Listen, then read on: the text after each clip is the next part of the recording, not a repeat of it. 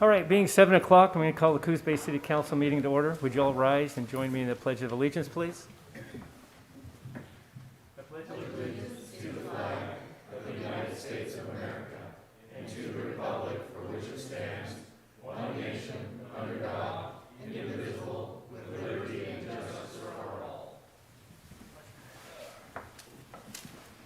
So thank you. Some of you have signed up for the public comments, which I'll go through. But the ones that have signed up for homestay and short-term rentals, we have an agenda item, and we'll take public comment at that time, so you can be recognized then. So the first one on the public comment roster is Trudy Groth. If you just state your name and the city you reside in, please. Good evening. My name's Trudy Groth, and I live in Coos Bay on North 12th Street.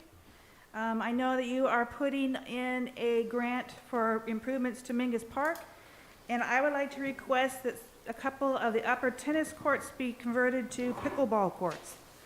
So I printed off some sizes for you. I'm sorry I didn't get one for everybody. I just know that there's no pickleball courts, and we would like to have some pickleball courts in town. So I think it's a great idea. But so, Trudy, what we normally do on these type of things is, as long as the council is in agreement, we have this go to the Parks Commission. Okay. And then they'll come back with a recommendation. Okay. They'll just look at it. And then you would probably, should be contacted, Roger, right? You'll be contacted when that meeting is happening, and you can also address them and then tell them what you want to do, which in my opinion looks great. Okay. But, you know, I'm not on the Parks Commission, but it will come back before the council for ratification or discussion again. Okay, great. Anyone good. have questions for Trudy before she? Only what pickleball is. It's, well, Drew, you want to tell Drew you what want to explain what is? pickleball is? So, yes, I mean, a lot of people don't know what it is. Pickleball is like ping pong on a tennis court. Oh, cool. So it's a smaller court, and it's a bigger ball, and it's just a real activity that a lot of older people enjoy. So Wow.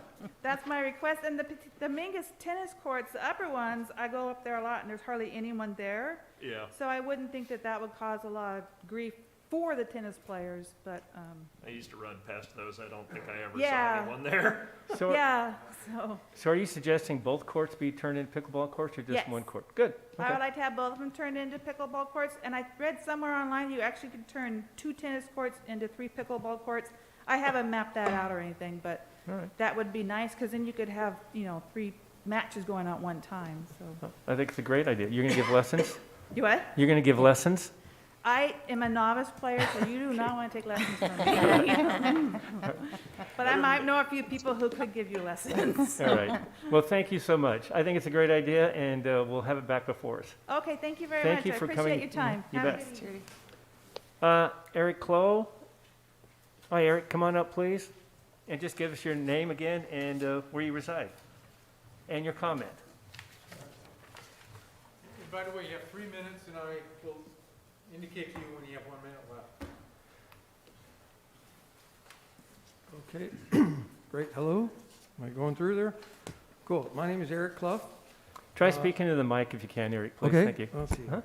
My name is Eric Clough, that sounds a little better. Yep. I live here in Coos Bay, have since 2001, and my wife and I started the Front Street Community Bike Works down on Front Street, and some of you I've probably met, I think, once or twice over the years, and as you probably know, there is a planning commission or a planning committee meeting that I'm part of, public Yep. committee You're on the meeting. committee. and, Yes, you are. Uh-huh. Right, so participating in that's been a great experience. But I wanted to comment right now on bicycle transportation throughout the city, actually, sort of aside from the whole Front Street thing that's going on right now. But I wanted to comment on the larger transportation of bikes in Coos Bay. And I know that there's a lot of planning and effort, work effort that goes into transportation planning throughout the city, traffic and pedestrian and all that. But I think that we're really overdue for some significant improvements on bicycle transportation. As an example, well, so I would just say, and now that I've introduced myself, I just want to be known as the friendly bicycle transportation advocate. So I hope to come before you again some other time, maybe with some more specific proposals on certain things, but tonight was just kind of a, just want to get it on the radar and get folks thinking about this more often, because Front Street Community Bike Works, which is now a nonprofit organization, is really going to be trying to spearhead some more advocacy for bicycle transportation, because we hear daily that one of the main reasons people don't like to ride around here is that they don't feel safe. And anybody who has ridden a bike around here probably would agree, and including myself, and I consider myself a pretty strong bike rider. But so the other thing that occurs to me to say is that I want to throw a friendly challenge down to the city staff and the council members to try once a month to ride your bike to work. You might find the same concerns that we have, and I'm sure some of you do, yeah, actually.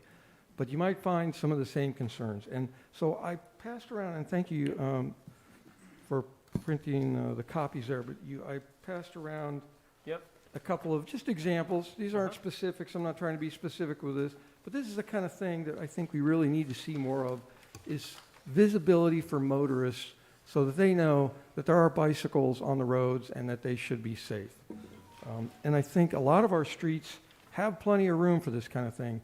We just had a major revision on 4th Street here, and I don't know how, and this is water under the bridge right now, but somehow we got through that whole revision without a bike lane there, which is very disappointing. And so maybe future traffic planning efforts can really include bicycles. So I think that's about the extent of my comment. Okay. Thank you, Eric. I appreciate it. Okay, thanks very much. So with that said, staff, where are we at, on bicycle lanes? I know that, I'm not sure if it's in Public Works or whatever, but I know it's addressed every time that we're doing development, brought up, I believe. Yeah, your last big project with bicycle lanes was your Safe Routes to School project over in the east side, and then the last big revision on South Empire Boulevard included bike lanes as well. Okay. And we've had, when we did some restriping on Ocean Boulevard, that included some bike lanes. So it's getting taken care of piece by piece. It's difficult when you're trying to parcel out the money and where do you put it when you can't fix all the roads that need repairs currently. Okay. So. All right. So it's something that we address every time we do any kind of repairs or upgrade a street? Correct. Okay. I was remiss, everyone, that we have two counselors that are not here, but here virtually, Rob Miles and also Carmen Matthews. So anyway, and Carmen, I think you ride to work, don't you? I do on occasion, but I live pretty close. I will share that I have dealt with some biking issues, mostly along 101. It can be kind of dangerous along there, but I think the more bicyclists out on the roads would be a helpful reminder that we exist and maybe help us to focus in the future. So I agree. Thank you for the comment. Okay, thanks, Carmen. So one of the comments, public comment form that was filled out was Charles Yates. Is Charles here this evening? Okay, if he shows up, we'll just take him as a comment at that time. So the next one would be, because the other two are homestays, as I mentioned earlier, we'll bring that up in the in the agenda item number 5 for public hearings on that. Next one is Rob Taylor, Neighborhood Watch. Hey, Rob, how are you? Hi, Joe. How you doing? It's Good. good to see you guys again. It's good to see the council.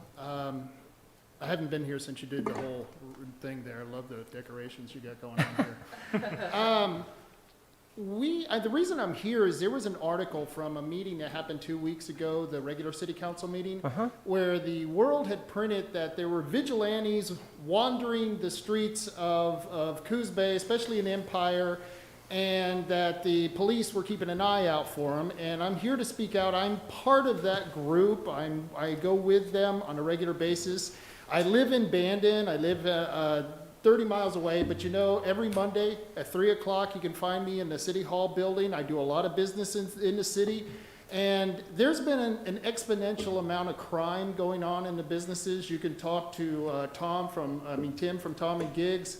You could talk to Bob Schultz over there at Gibbs RV. I mean, all of them up and down the road. And I know this because I've done patrol, and we've gone to the businesses, most of the businesses up and down the strip. They're very supportive of what we're doing. We're not there to harm anyone. We're not there to hurt anyone. In fact, someone said that we were harassing the homeless, which is very untrue. If we saw anyone harming anyone else, especially the homeless, the vulnerable, we'd be the first to step up and report it. And that's what we're there for, is to be a presence and to encourage the rest of the community to step up and to become observers, because what we're seeing in our government right now, especially in Oregon, is that we've got a governor, we've got a legislature that has decided to go with this easy on, soft on crime idea, this ideology that somehow you can bring about a utopia by just letting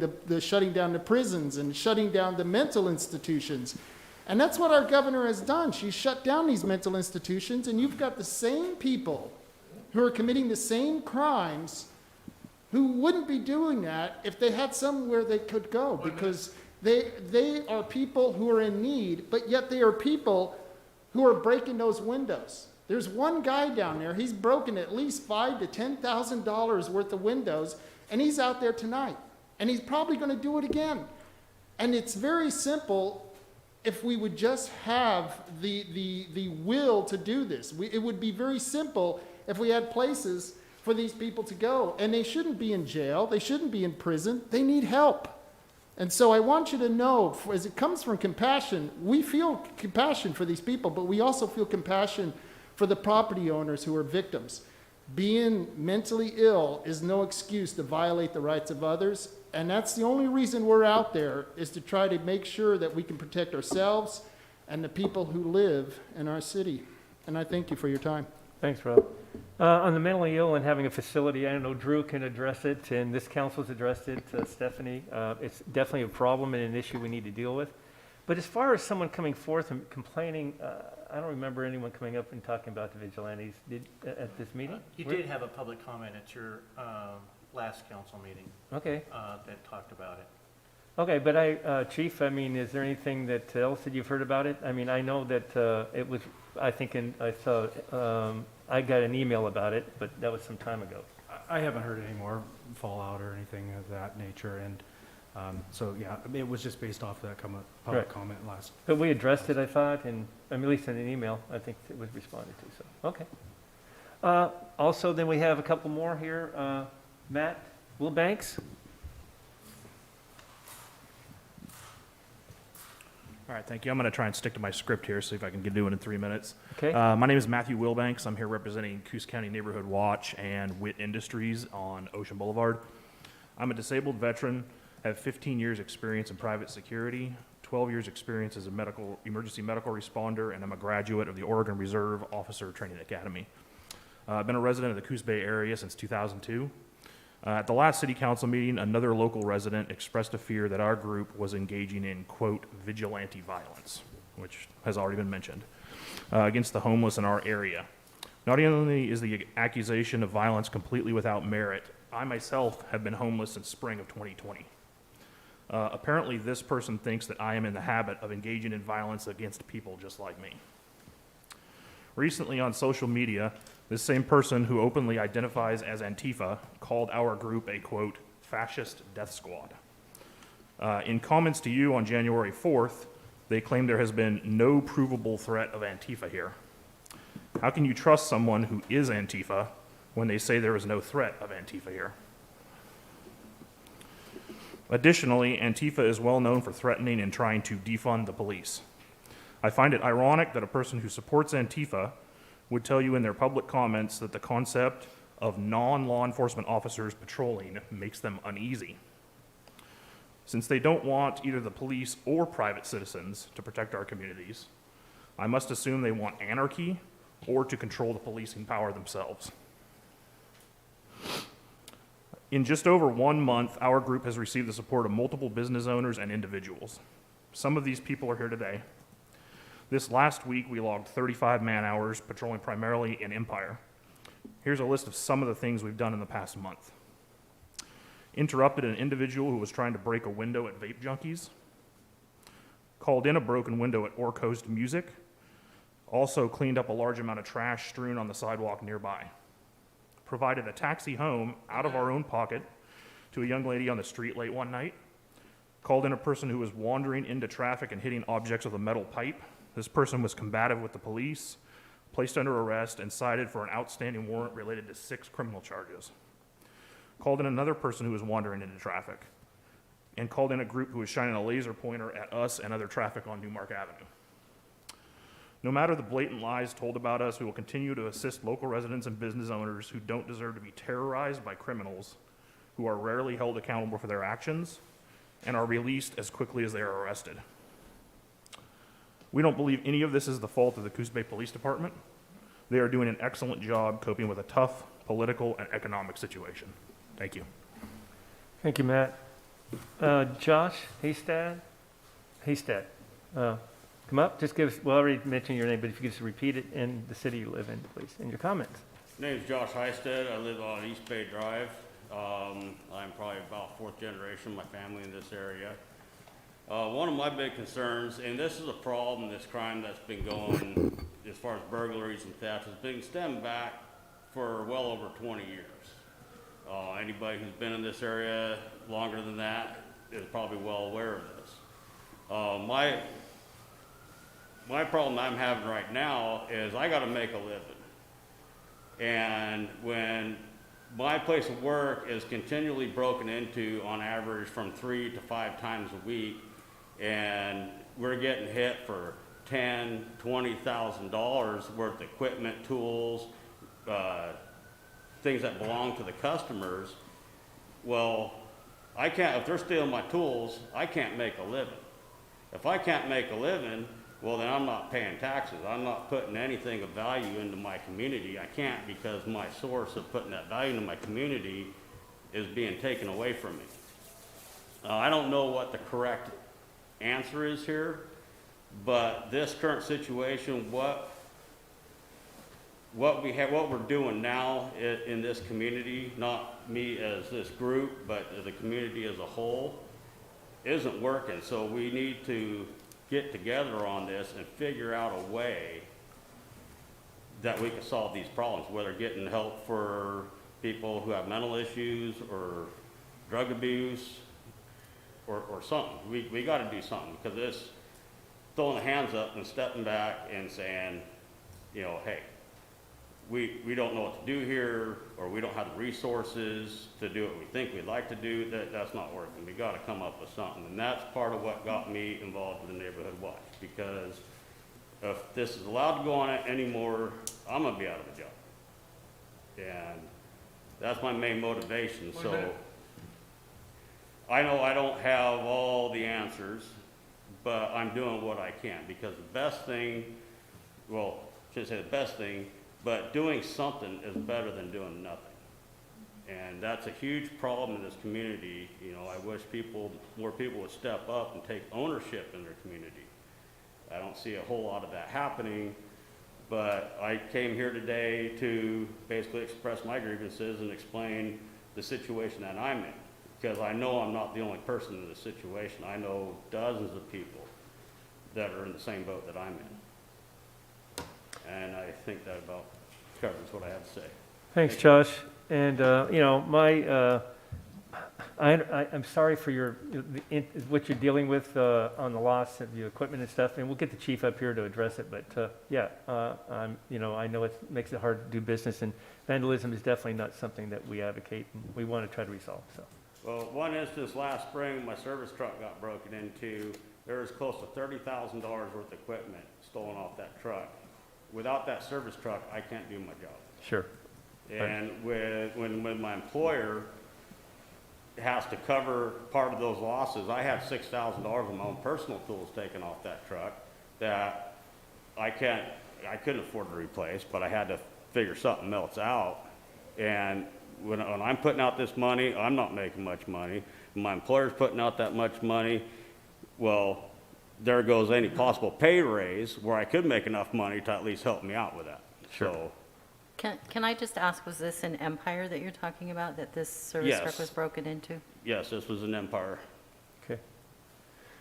Well, thank you for your comment. Thank you for coming down. Yep, thank you.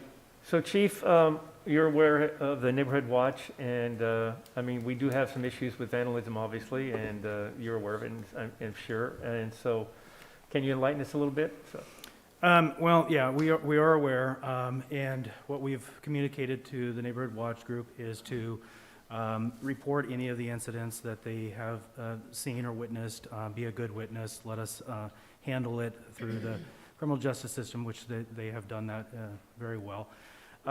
In terms of some of the issues, the vandalism, the thefts, obviously when we become aware of them, we're investigating them, we're trying to return property back, issuing citations if citations are able to be issued, if we're able to identify suspects. We're also, at times, if we can, we're taking them to jail. We're really in a rock and a hard place on the jail, getting someone lodged. There's limited beds there. They're under COVID restrictions still. So we're calling every time we have a custody. We're requiring them to tell us yes or no, so at least that part is documented. And if we can, we are transporting them to the jail. I agree, sometimes the jail is not the best place for some of these folks that have mental health issues. We have a severe mental health issue in our state, and it needs to be addressed at a higher level than at least the chief of police. But we recognize that, but sometimes that is our only recourse. If we can get them lodged in the jail, that's what we try to do. I did have a conversation with my captains, who also had a conversation with the district attorney, and I know that the DA is looking, working with his deputy DAs, looking at the backlog cases, taking on additional, I know he was working even through the weekend, taking on additional cases, trying to see what he can do to move some of these backlogged cases through the system and getting them pushed out as well. So I'm not really spreading a lot of hope here. I'm kind of giving you kind of the doom and gloom side of it, but that's kind of the reality that we're working with right now. You know, when the jail opens up to at least their 99 beds or 98 beds, that will definitely help the situation, and we can at least remove somebody from that location, from that particular incident, that crime, and remove them for at least a period of time. And sometimes that just kind of resets their mindset, and they're not continually engaging in criminal behavior that evening at least. And so, again, that's what we're kind of trying to do. So I would just say to anybody that is being victimized, please make sure you report it. Sometimes we get comments that, well, why report it? Nothing's going to happen. We need to report it. We need to have it documented. We need to know where this is occurring. We are pretty successful at returning property. We've gotten a lot of property back to victims, and it also needs to be documented so that way we can follow through. Oftentimes it takes multiple cases, unfortunately, but then at the conclusion of those multiple cases, then some prosecution happens, or some at least some restitution or something happens as well. So that's I guess what I would say. okay, so just for clarification, we have multiple neighborhood watches, and the ones that you were aware of and that are supposed to be are in contact with the police department and work hand in hand with you. Is my correct? And They work with the police department. Yes. And that's the case with this neighborhood watch? Yes. Okay, all right. And so, Roger, I know that you're on a committee that, I think you're on a committee that is addressing this issue, hopefully with the county commissioners, to come up with a resolve.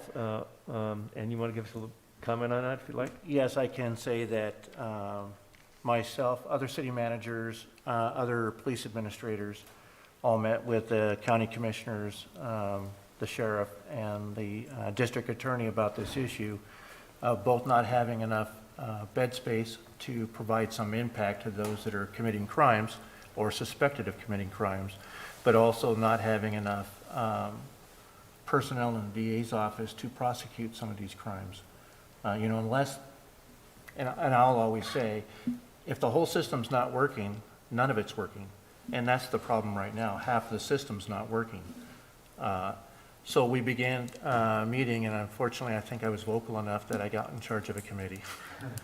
But we're trying to find a way out of this, at least to get more staffing in the jail and at least one more prosecutor. So more information to come. But until then, this is what works. Okay. Well, thank you for your comments, and we gave you the information we have, and hopefully we can get things fixed, as Roger says, or at least attempt to get them done and relieve some of the problem. So anyway, thank you. Next, okay, sir, there are any public comments here? We'll go to the virtual comments in a second. Any more public comments that are not related to any public items or agenda items, I should say? I wanted to tack on to what they were saying real quick with the mental health side, just because that's what I continue harping on. What you need to look at there as well, governor plays a role, but you need to talk to the legislators, all of them. Our local folks just got on the legislature, so this is all new to them. I've been working with Boomer Wright. I had sent a letter over to, I've mentioned this a few times, so I apologize for redundancy, but I sent a letter out to the heads of both parties, the full leadership I could find on the state website of both parties in Salem, and all of the representatives and senators for us, Curry, and Douglas, and Boomer Wright's the only one that got back to me. So, talk to your people in Salem, talk to all of the people in Salem. The big problem we have is the police their hands are tied to take someone into custody when they're a danger to themselves or others. And that's what needs to change. Oregon needs something that's like California's 5150 law. If you got to write something down, 5150 law would be the part to write. Is it? All right, thanks, Drew. And All right. I was just going to add to that, if I might. Sure. That the homeless work group, at the last meeting that we had, our community liaison reported how difficult it is when you're talking about the mental health issues that some folks are having, almost to the point where they're almost near death. And they mentioned people going into traffic and swinging at cars. I actually had that happen to me on my way home. So I hear what they're saying, and I know that our law enforcement are working very hard to try and address those things. One of the things I do want to say about the Neighborhood Watch Group is that I noticed that they have also shown some positive things that are happening when they're working with some of the unhoused folks that are on the street, and what they're doing to help clean up the Empire community. So I do want to recognize that as well. And I think that that's the positive way that we can help our law enforcement. And as the chief said, if you see something suspicious, report it, even if it feels weird to have to do that. Reporting it is important. There's a non-emergent line, 269-8911, that you can report that activity on, so that it does get logged, and make sure that that system that we have in place to deal with some of those issues is getting utilized. All right, thanks. Okay, so as I mentioned earlier, we also now, with new law and the legislature coming in, this beginning of the year, we allow public comments virtually. So I got a comment I'm going to read. I want to make sure that everyone understands this, and we'll do this for a while, or maybe continuously, I guess, right? So the public is encouraged to participate meetings of the various governing bodies of the city of Coos Bay via one of the few options available: in-person attendance, virtual attendance via Microsoft Teams, or submission of written comment. Attendance at a public meeting of Coos Bay governing body requires, requires attendees to interact in a respectful, courteous, and professional manner, as well as avoid being disruptive, speaking out of turn, and use of offensive language. Attendees may provide input during a designated comment period for a limit of 3 minutes per individual, just like if you're here. Attendees may also provide written comments by completing and submitting a public comment form prior to the meeting, or by submitting comments with the chat option while attending virtual via Teams. Public comments may be made, however, attendees should be aware that council may or may not engage with a follow-up or respond to inquiries or requests for action.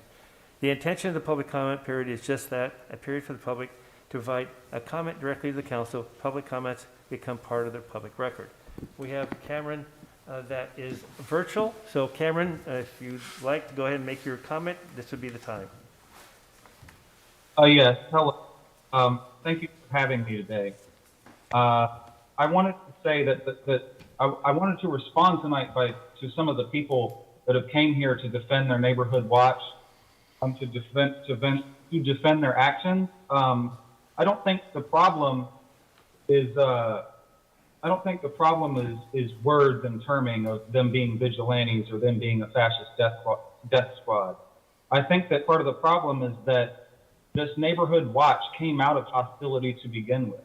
Their article that they did that announced this was, if you won't protect our community, we will. And it had scapegoats in it. It was pretty blatantly hostile. I think also the problem is that solutions to crime are violent, and by that I mean solved through force or the visible threat of violence, either by police or vigilantes. Why are we not getting to the root of this problem? They're not committing crime because they want to. Obviously, somewhere they were failed by the system we live under. These people don't have homes. That's a housing failure. These people don't have good mental health, or they use drugs. That's a healthcare failure. They can't seem to get out of this life. They can't seem to be uplifted to being able to be housed again. That's a service failure. We need to do better by our people, not threaten and harass them with guns or with a visual deterrent, as they say. I mean, they're putting profits and property over people. So let's remember cause and effect, too. Why are your businesses being harmed? Why would these folks do this? What failed them? The atmosphere of rugged individualism and hostility here is disgusting. We need to do better by our community. I don't think that this neighborhood watch is going to result in anything favorable for the community. And also, when they formed this, they weren't recruiting. They were asking people to form these groups on their own. What does 50 disparate right-wing groups of people patrolling the neighborhood amount to? I don't think it amounts to anything. 1 minute. So that's my public comment, is I feel that this whole atmosphere that we have here around the problems we face is pretty disgusting, and it's inadequate, and it's more harmful than it is beneficial. Thank you. All right, thank you. Okay, so I think some of the issues Drew has referred to on a mental issue, and I don't think we just ignored the homeless. We tried to accommodate them. We have a pallet home facility that we work with and try to help as much as we can. We're limited what we can and can't do. No response, Cameron, please. Thank you. Your 3 minutes is up. I'm just giving my comment. The rest of the council can interact if they wish. And so anyway, and I think that we address the neighborhood watch, and as long as they're interacting with the chief of police or police department, that is something that's allowed within our city. So anyone else want to make a comment? Well, I just support Drew's comment. I mean, I think Cameron made a good point. It is a failure in the system. Yep. And so, talking to our legislators and talking to those people in Salem, and you're right, Mr. Mayor, we've done a number of things to try to address the situation, and I'm proud of the work that we have done. Yes, and there needs to be more. And so I think Drew is accurate when we needed to contact our legislators to ask for some assistance and help in some areas that need attention. So. And I would just say, just add to that, if there was a magic, whatever term you want to use for this, it would have already been solved. This is not just a Coos County or even a Coos Bay issue. This is, and I don't think anyone would disagree with Cameron, even from the Neighborhood Watch Group, or I don't speak for them, but I think we all know that there's some failures in the system. And if there was a way to fix this, it would have already been done. But it is a huge problem, and a lot of times what you can do is only do a little bit at a time to try and get there, because there's only so many resources that we have as a city to be able to do all of the things that we are required to do, and that is, the infrastructure and things like that. So it's attacking from all angles, I think, is the way that we do it to resolve this as humanly as possible. I wanted to re-emphasize again as well, the legislators for our district are trying to help. Boomer is working on legislation. I've been trying to help. I've coordinated with other people that can help make something effective. Dick, I'm told, is working on something. I've never met him. But leadership in Salem of the House and Senate, those ones focus on. All right, so are there any more virtual comments? All right, hearing none, I'll close the public comment period. And I want to thank everyone for their comments, and we'll move on to the agenda. Consent calendar, council, how would you like to proceed? I'll move to approve the consent calendar. Second. It's been moved and seconded to approve the consent calendar submitted. Are there any questions or comments on that? Hearing none, I'll call for the question. All in favor say aye. Aye. Any opposed? Any opposed? Hearing none, it passes. Sorry for my rush on the virtual. I'll be a little bit slower on that. Next item is the presentation of the semi-annual Bay Area Chamber Activities Report. Tim and Rick, I see that you're here to give us a report and an update. Maybe Tim's just going to be your support. I don't know. Good evening, Mr. Mayor, councilors. Seems like just not too long ago I was up here. It's been 6 months already. I thought it'd been a year, but things are going by pretty fast. I'm here to give my report on the Bay Area Chamber of Commerce for the second half of 2021. Founded in 1980, the Bay Area Chamber of Commerce was created from a merger of the Coos Bay and North Bend chambers. We have 550 members, and our strength lies in our numbers and our diversity of our membership. The activities of the Chamber of Commerce vary in response to the needs of the greater business community, and I'd say actually the community at large in general. And much of the Chamber's work is accomplished through the volunteer time and efforts of its members, primarily through committees, providing community leadership in the areas of economic development, government affairs, leadership development, natural resources, tourism, and transportation. And we've been talking a lot about our value proposition to our members and to the community over the past, well, as long as I've been involved with it. And I think it's fair to say that for our membership, we really provide an opportunity to get involved and make a difference. We're an organization that's driven by volunteers and empowering our volunteers to do the work that needs to be done to improve our community that they see, to follow their passion. And really it provides that. And so here's a brief look at chamber activities for last half of 2021. For the general operations, Tim Slater, our esteemed executive director, did chats with directors last summer. So he met with all of us and visited. And I know he, when we're not living in strange times with a global pandemic and masking and social distancing and all of those kinds of things, I know he's been very good about being out and meeting with our members as well. And I'm trying to make that a point of focus for myself as well this year as the president. We did the Bay Area Day at the Fair on the 23rd of July, which is always a fun time. Tim continues to do the Chamber Minute by Coastal Media in the World. And then, well, KMTR has a different designation for a minute. He does a 30-second portion for them. So those have been continuing to go on, and there's really good information in all of those. We had our 2022 to 2024 directors election in October, and our officers were selected in December. And then we held our planning session, which happens annually on November 5th, and identified different opportunities for the future. And we also participated in the Southern Oregon Coast Regional Housing Summit in October. So after a period of time without events, we've attempted to try to ramp some of those things back up as we can and as it makes sense. We did the 29th Annual Economic Outlook Forum, which is one of our big events. The 28th was virtual. The 29th, we had a capacity of 50 guests face-to-face in the Salmon Room at the Mill Casino.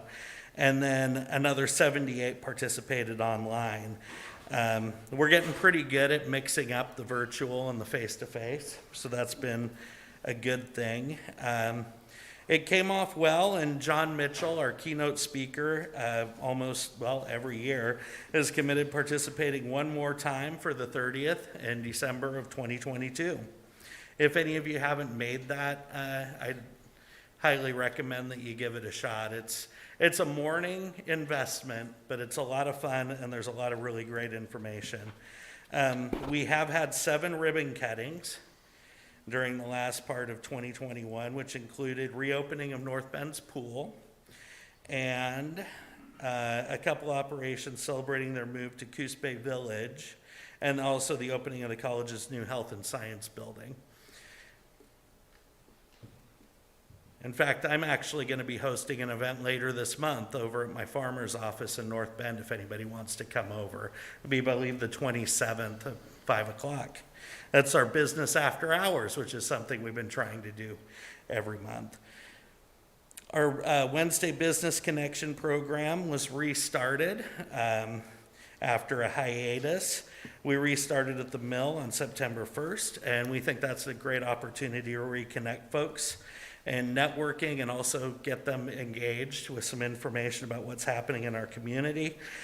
We have averaged both in-house and virtual attendance of about 20 folks, so we'd really like to get more people out to this, either virtually or face-to-face. Our high to date was the Coos County Commissioners, which was in the end of October, and that drew about 49 people. Prior to the pandemic, our historic averages ranged from 40 to 45. So, I mean, you can see how that we've taken a hit on that in some ways, but we're still trying to find ways to keep it pertinent and try to get more people showing back up, whether that's, again, virtually or face-to-face as they feel comfortable.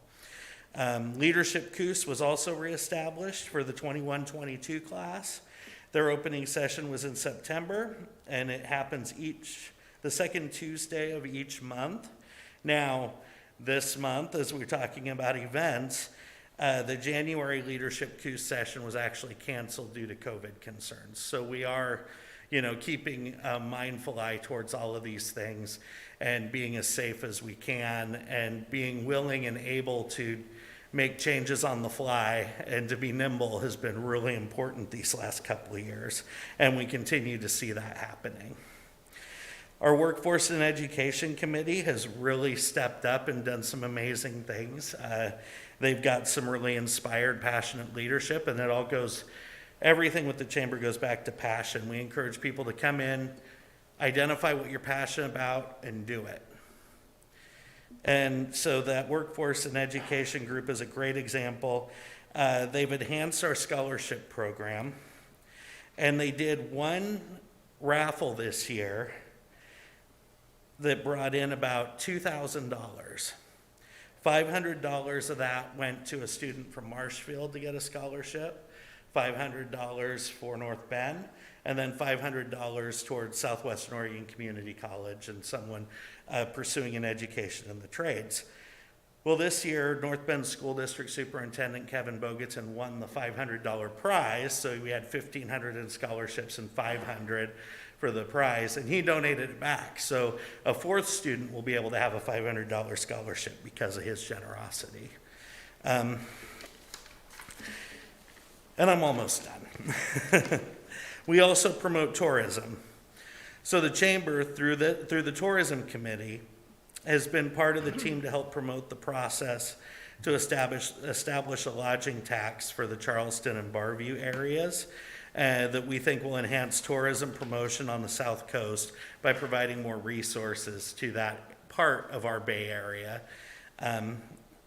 And it also will promote establishment of a more functional visitor center for Charleston and expand county law enforcement protection in that area, which I think is something that I believe is something that we need desperately, and the Charleston merchants are pretty excited about the possibility of a visitor information center that will meet their needs and be attractive, and possibly also can serve as a community meeting place for them. We've also been actively meeting on transportation, natural resources, and legislative action, so all of those advocacy pieces continue in full force.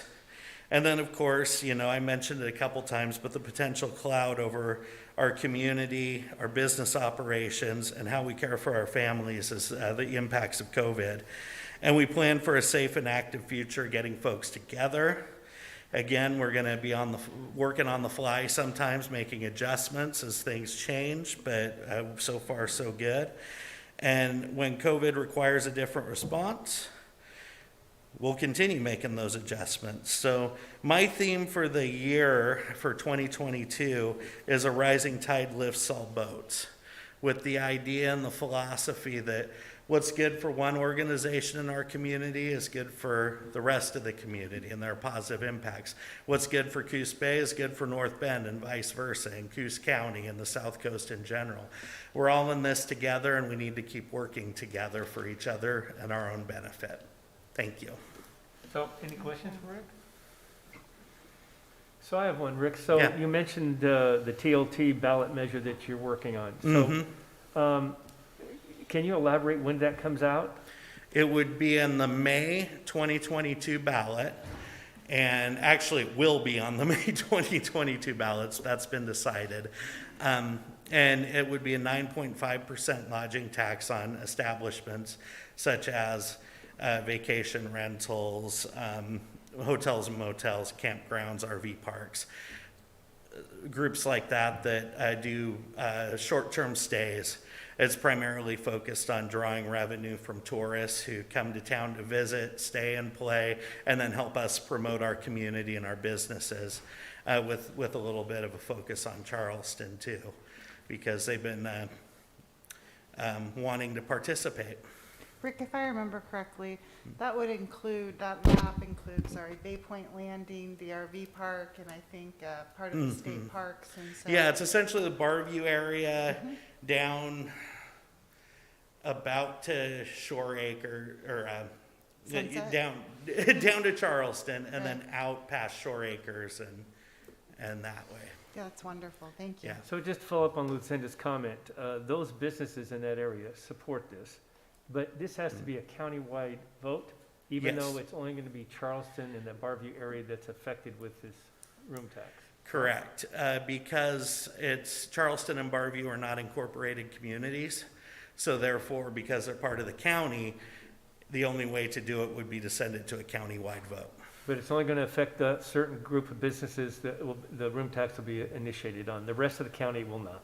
That is correct, yeah. No, I mean, nobody in Myrtle Point's gonna get taxed for staying at the hotel down there or Abandoned Dunes or anything like that. It's just that specific area. Great. So it will be mostly by tourists visiting the areas in Yeah, that area, That's correct. not local citizens that are living in a home. Right, yeah. It's just for short-term stays in those locations. And it's, as I understand it, it's about the same rate as what Coos Bay and North Bend charge within the city limits. So I think it is. it doesn't really disadvantage them a whole lot in terms of, if a person wanted to look at it that way. Well, and In fact, really- it doesn't at all. Right, the visitor pays for that, and that money is used to promote the area. So that money would go back to a portion of it would go back to the Visitor and Conventions Bureau to help promote the community.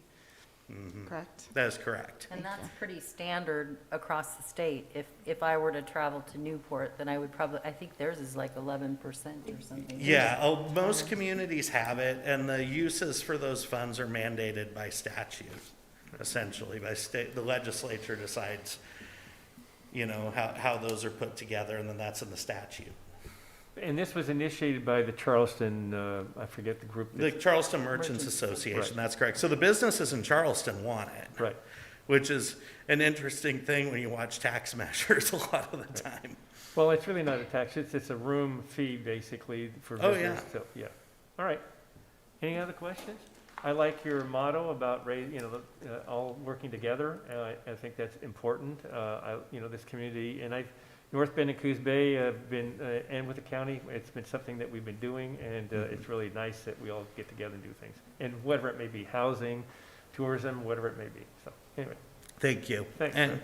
I'll just throw in before I step down that it's always a pleasure being here to attend these meetings. The last well, couple I've been to. I live outside of the city, but I have a Coos Bay address.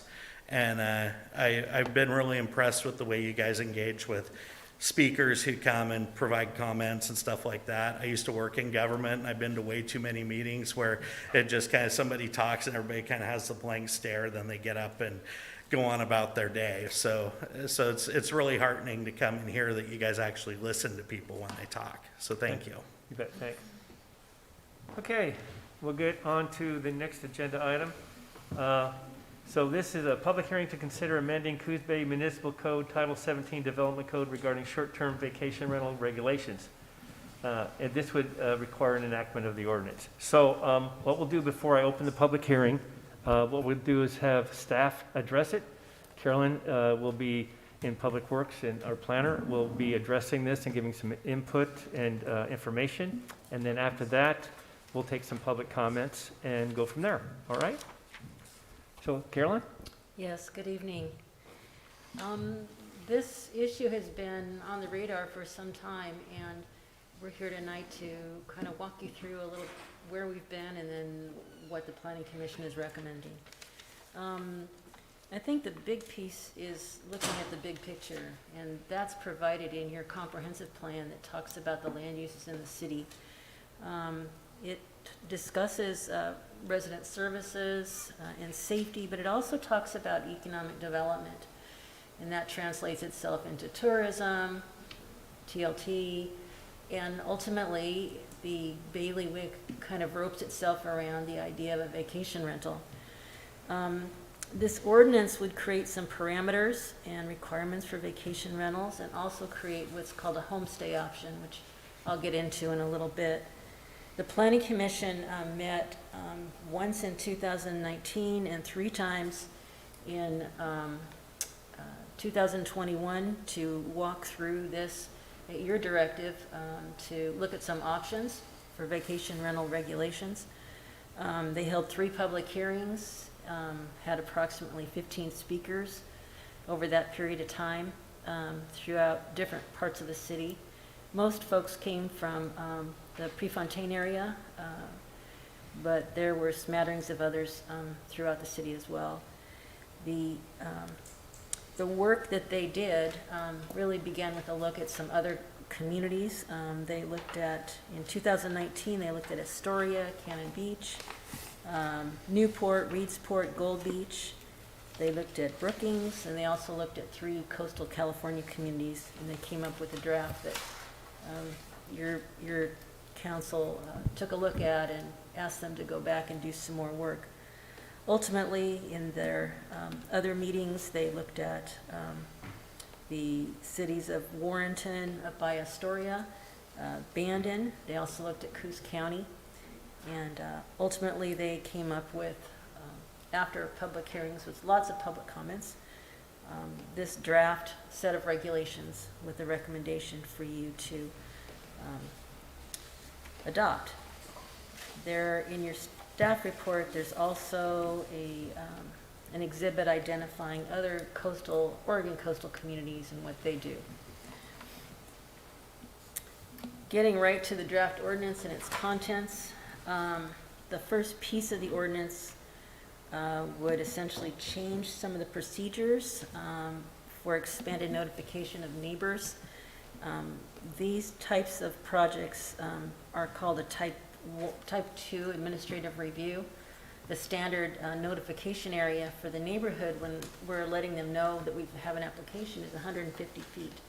The Planning Commission felt that it would be important to expand that to 300 feet so that more individuals would be notified and be aware of a vacation rental unit. The Commission also came up with the addition of something called a homestay, with a definition of a residential structure being rented for compensation for less than 30 days with the owner-occupant concurrent occupation or residence in another dwelling on the same property. This is a concept that's being used all over this state and other coastal states, all over the country actually. And it's a type of vacation rental unit, but the homeowner is actually in the home. and can either let a room, let a studio apartment they might have in their basement or the back of their home. And you see this kind of thing often on a lot of the vacation rental sites. The draft ordinance would also change a section of the code that talks about signage for vacation rentals in residential areas. The sign ordinance right now does not address anything but something that's 2 square feet in residential areas. And the Planning Commission came up with the thought that allowing that to be a sign of 11 inches by 18 inches, which is about the size of a ledger size sheet of paper, would be something that would be favorable. They also wanted to make sure that none of these signs would inhibit seeing vision of a dwelling address. So that was wrapped in here as well. Next slide, thank you. The biggest piece of the ordinance talks about the creation of Title 17.370, and this particular chapter would be brand new, and it would identify regulations for land use that would be specific to vacation rentals and homestay. It includes a purpose and intent statement at the beginning, but it also includes an applicability statement. The Planning Commission took a look at the North Bend model, where they identified a percentage of the household units in that city, and thought that would be a good way to look at this particular space in time on number of units that might be possible. The city has about 7,737 housing units right now, with 7,160 households. What that means is there's that many households living in 7,737 units. I have a definition of each of these, but suffice to say, the Planning Commission felt like taking a 10% view of that would be appropriate. So they are recommending a cap of 75 vacation rental units, but no caps on homestays. The Planning Commission would like to revisit this at such time as we would hit that 75 unit cap to kind of reevaluate where we're at to see if there's any identifiable impact on our housing stock. So that's something that they wanted to pass along. It's not wrapped into the text of this, but they would like to suggest that that be considered if you adopt this. The ordinance would also include performance standards. You wouldn't be able to use RVs and other stick-built structures like sheds and garages, things like that. It also precludes the use of accessory dwelling units because those have been constructed specifically for long-term housing. There's also a requirement that there be a joint access driveway agreement when there are other property owners using the access. Business licensing and payment of transient lodging tax would also be required, and there would be a conspicuous notice posted with contact information and rules for staying at the unit. I would note that regardless of what is in this set of regulations, anyone living or visiting in the city is required to abide by the city's rules and regulations, things like trash, noise, wastewater dumping, things like that. So I think that's important to know. The Planning Commission didn't address those things specifically because the code does address those in other areas.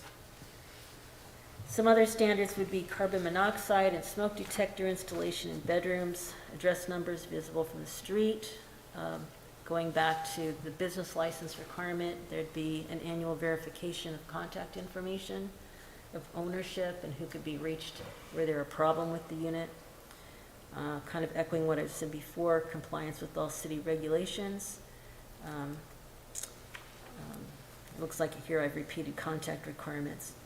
The other piece of this is a limit on occupants. The Planning Commission is recommending 2 per bedroom and 2 additional persons to avoid the idea of, a party house. The interesting thing in these regulations is, and I'm not going to pull it up right now, but specifically, but there's a section that talks about the staff and city evaluation of these applications.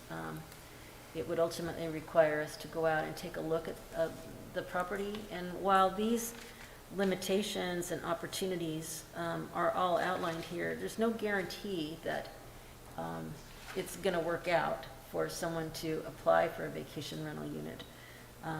Sometimes homes are designed in ways that people can be, with lofts or basements or just nooks and crannies that we might not normally think about as vacation rental material, but we would develop a process to kind of vet those out when folks made an application. I think I mentioned a little bit ago the requirement for the noticing. One of the standards would be to match that 300-foot notification with a limitation that you'd have to have at least 300 feet between vacation rentals, but there wouldn't be a limit on homestays. Parking requirements, 1 hard surfaced off-street space for every guest room, and 1 hard surfaced off space for every guest room in a homestay, exclusive of the required parking that you would have. One of the things that was brought up by members of the public, which was a good point, was the inclusion of a parking diagram and making that available to guests in the home. The criteria for approving a vacation rental or a homestay would be that the applications would need to comply with these standards and requirements with some discretion, as I mentioned before, about the inspection ahead of time. And there'd have to be a showing that what was being proposed would be compatible with the neighborhood. That sounds a little bit kind of apple pie. This is compatible, this is not compatible, but that is something that applicants would need to anticipate staff looking at comments that came in from the neighborhood. If it's very clear that there would be a problem with incompatibility, that would be cause for us to take a look at that and say, this might not work. Jim, as the director, could bump up the review to the planning commission if he so chose, or it could be denied. So that part of it, it's not as black and white, that compatibility statement, but it certainly is important because it's real clear through the council goals, your comprehensive plan, and the wishes of both the folks that live here and folks who are trying to do business here, that there needs to be a balance between these two. So that being said, that would take some work on our part to determine that compatibility. The Planning Commission also talked about violations and cessation of uses. This is something, the cessation was something that they picked up, I believe, from Bandon, that basically said if you have a land use permit and you fail to use it, which means you're not paying bed tax, you're not exercising, kind of the privilege of being able to operate, that at some point you're gonna lose it. And what the Planning Commission came up with was, if you haven't used it for over a year, or you fail to rent less than 10 nights in a year, that can be cause for revocation of your permit. It goes on then to talk about fines and actions to abate unlawful locations and things like that, as well as fines and the opportunities that, well, I wouldn't call them opportunities, the consequences of not complying with these requirements. There's some housekeeping items I'd like to point out. The ordinance that you have in front of you introduces the homestay concept, and in our current development code, we have the land use charts that identify land uses in our residential zones that do identify vacation rentals, but they don't identify homestays. So you'd have to do a follow-up ordinance to this to allow the homestays if you desire to adopt this. You would need that as kind of a companion ordinance. Because of some DLCD noticing requirements, we couldn't get that to you till March 1st. So there's a little bit of a mismatch there. There's also a Scrivener error on attachment A that talks about vacation rental advertising on site. That should be revised to say homestay advertising on site in section 17370-03010. Another matter that warrants some discussion on your part after you walk through the ordinance and look at the options that you have to take action is the discussion about the moratorium. Right now, there's a moratorium on business license applications and land use permits for vacation rentals in residential zones. So if this ordinance would be enacted, it would go into effect February 18th with all the criteria and requirements. The council, you'd have to make a decision about whether or not the current moratorium would be lifted at that time or some other time. I think it would make sense to do it at the same time the ordinance would go into effect, but that would be up to you. Finally, there's some motions here on this next page that you can consider. These are also in your staff report on how you would want to proceed with this ordinance. There's also a motion on the next page regarding the moratorium. And would also need to be a motion regarding the preparation of the follow-up ordinance. So that's what I have at this time. I'm happy to answer any questions that you may have. This last slide was something that we shared with the Planning Commission. They dove pretty deep into, I think, this topic. On the left, it identifies a radius, and we talked about that a minute ago, that 300-foot distance. We showed them what it would look like here from City Hall so they could gain some context at different distances, and they settled on 300 feet. And unfortunately, I don't have didn't put my glasses on, so I guess the last page is something similar. It's also the radius, and we've identified where they're located. The ones that we know of now is also on that page. So that's all I have, unless you have questions. Well, just for some clarification, so on the attachment, the vacation rentals and homestay and the amendment, it says 75, but on the Oregon vacation rental example, you have 70. Yes. So for clarification, is it 75 or 70? It's 75. Okay. That was a typo on my part. And the other thing in that Oregon vacation rental examples, we're talking a number of housing units. I think you said the Planning Commission was using a percentage. That's of 7,612 units. Am I correct? Yes. So you said it was 10%, but I think you meant 1%. Yes, I'm sorry. Okay, Yeah. all right. Those are the only questions Sorry. I had. Thank you. Questions for Carolyn? You mentioned that AUDs are specific for long-term housing. I'm sorry, could you repeat that? When you spoke about AUDs, you said it was specific for long-term housing, and so the Planning Commission did not consider those for short-term vacation rentals? The Planning Commission excluded accessory dwelling units. And why was that reason? Because they were intended by the legislature to provide housing, long-term housing. If When I'm they've done- not mistaken, I believe our own ordinance precludes accessory dwelling units from being vacation rentals.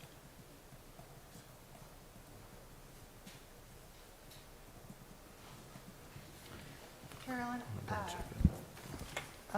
also on the contact requirements, if I read this correctly, the contact person or the entity needs to be within a 15-minute drive of the property. Yes, Was that standard in a lot of the other ordinances in other communities? it is. Okay. So, and then they had to be required to be available by phone 24 hours a day, 7 days a week, and had to respond to a complaint within 3 hours. Is that correct? Yes. Okay, thank you. And if that is violated, then there's a consequence to that.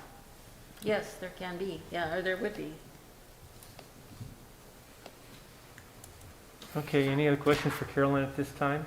If there, we can still go back and ask more questions after public comments, okay? Sorry, I do have one more question. So you were saying that that basically there's some discretion and compatibility with the neighborhood considerations. And so if an application were to go in and you were to receive a bunch of comments from neighbors, I mean, what exactly, how are you going to sift through that exactly? Well, we actually had this very thing happen. We've allowed vacation rentals for some time, but without these specific standards. An applicant came in and in the Prefontaine area, made an application. We notified the neighborhood as required in our procedures section of the code, and the letters began to pour in, and the emails. And when we sat down as a staff group, it was very clear that there was a sense that what was being proposed was just not compatible with this area. We advised the applicant that that was the sense of the neighborhood that we were receiving, and that we were not comfortable making that decision that it was compatible with that many people that were uncomfortable with it. So they were told that they could, Jim could bump this up to the Planning Commission for them to review, or a more robust review. Because when the Planning Commission reviews something, it provides an opportunity for folks to come out, in person or by video to, participate. With the type 2 process, it's done administratively. The applicant decided against that and, withdrew the application. The other option that we could have exercised would have been a denial, identifying incompatibility based on concerns of the neighborhood. So there's some discretion that the director has in that regard, and I think a lot of it would depend on the situation. I think we've also had vacation rental applications in the past. This was before they were administrative, that went to the Planning Commission, where folks would have questions and concerns, and then they would meet with the applicant. One of them actually met in our offices, and they visited and talked, and they hammered out what they felt was more workable for their area, and I believe it was approved fairly simply without any problem. So every situation is different. It's just really hard to do a one-size-fits-all. In my opinion, it's difficult.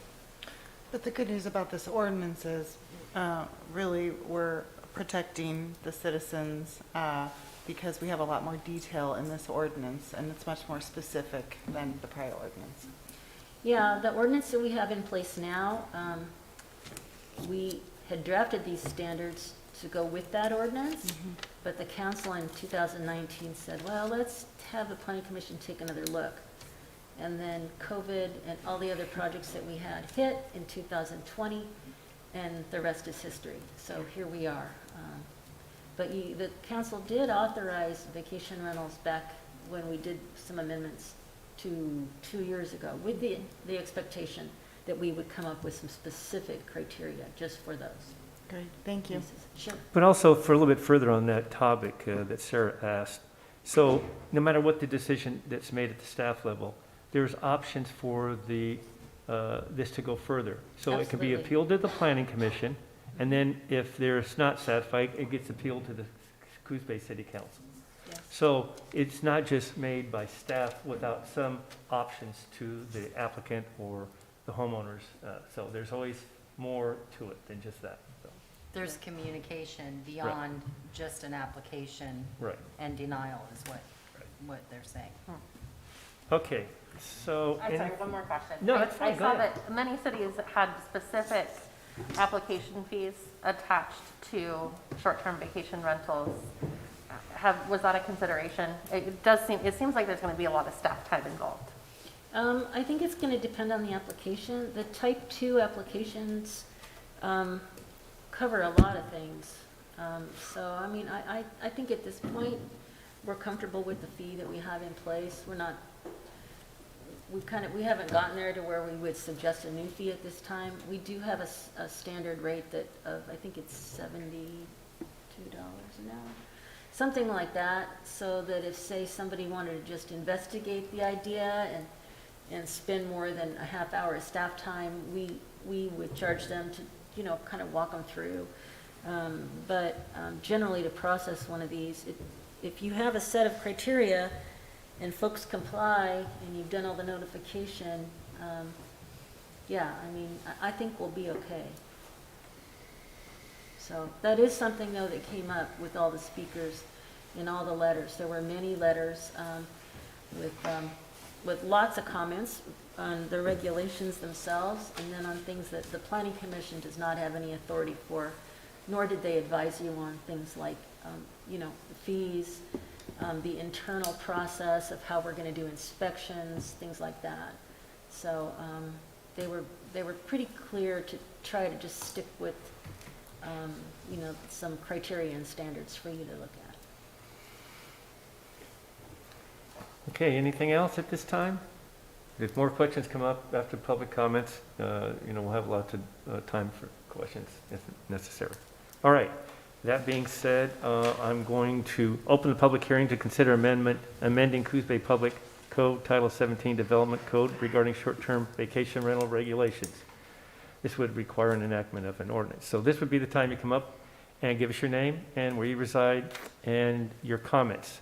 No more than 3 minutes. Our city attorney is the timekeeper. And so there's a few on the public comment roster. I can start with them if you want, or we can just let people come up. But first one I have is going to be Christina Murray.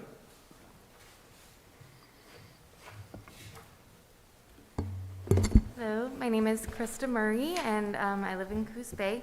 So Christina, if you could just speak in the mic. It's hard for us to hear. Sorry. Yeah, is this Thank better? you. Hi. I'm Krista Murray, and I'm a resident of Coos Bay. I'm here to talk about homestays specifically because the first time that it was addressed was at the December 14th meeting. I've been following this very, very closely ever since it came to council and decision. I've read all of the comments that have come in, partly because we specifically purchased our house to do a homestay opportunity for travel nurses. We're a medical family. That's something that is dear to our hearts, and that's something that we wanted to provide as an opportunity when we don't need our guest space for our own private guests. So I wanted to speak to that. The primary consideration, I've been talking with Carolyn on and off, sending lots of emails. She was so kind to send this whole document, and my primary concern is just the wording on the 300-foot radius. I'd like to suggest to the council that that wording be changed or adjusted to define the difference between a homestay and a short-term vacation rental, partly because a lot of the complaints that have come forward with concerns over short-term vacation rentals have to do with the lack of on-site management, the lack of residential housing in our area, and just, there was one other thing, and the lack of neighborhood investment by people that are running these short-term vacation rentals. And none of those concerns would apply in a homestay situation because it is owner resident occupied. We already live there. We're not going to bring in any more long-term residents. And being on the property, we can manage it better. And also, we're invested in our neighborhood. The whole reason we want to have this opportunity is so that we can bring in more quality medical professionals to our area, which is a desperate need. And so that's just our personal story, but just to broaden that for the citywide, I just wanted to bring a couple of thoughts to the table. When this was originally discussed, when they decided to bring that specific rule onto the ordinance at the last meeting, they had defined a homestay as a traditional bed and breakfast setting, which I kind of disagree with that, just because when you think traditional bed and breakfast, you think full-time, full service, and more of a commercial property. And a homestay doesn't really fall under that the same way that a short-term vacation rental would. And so I'm proposing that perhaps we consider that notification of neighborhood for a homestay situation where it is actually owner occupied, would maybe be presented as adjacent properties or restricted to that 150 feet radius again. On our street specifically, being very close to the medical center, we have probably 4 homeowners on our street that are currently actively pursuing Airbnb situations for specific demographics, whether it be medical or service technicians, locums, things like that. There's currently 2 that already exist that would be within that 300 radius for us. And so that's just something I wanted to present. It says that there's no limit in the amount of homestays, but the wording would need to be more specific to say that they could be within 300 feet radius as long as the neighborhood was notified. Thank you. Thank you.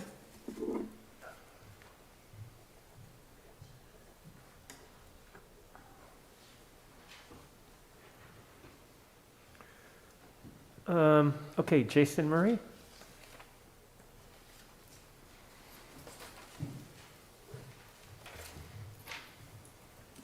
Hi, I'm James Murray. Lived here in Coos Bay since 2019, long enough to know that I want to stay. Speak in the And mic. I also want to homestay, so I want to stay at home. Yeah, a little bit. Sorry, I want to stay at home. I Thank like it. I like it here. Work at North End Medical Center, so my wife already alluded to that. We have just purchased our home. We love it. We want to make it more available for whether it's guests or people actually living on the property. So I think that what she alluded to is just making a designation between what is a vacation rental, bed and breakfast idea versus someone that's actually living in someone else's house.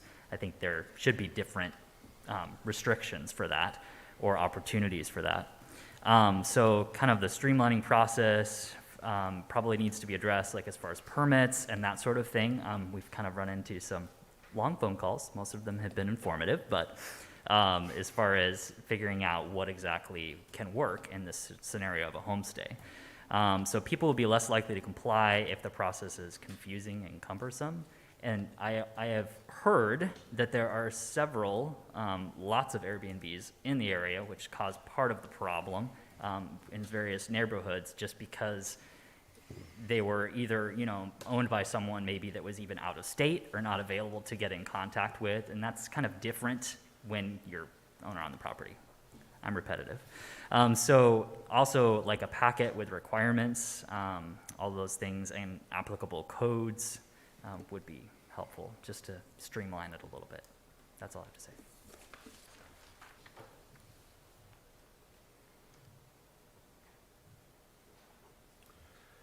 Okay, that's all the public comments I have on the roster, but that doesn't stop or preclude anyone else from coming up. So anyone else want to speak to this comment? This would be the time to do so.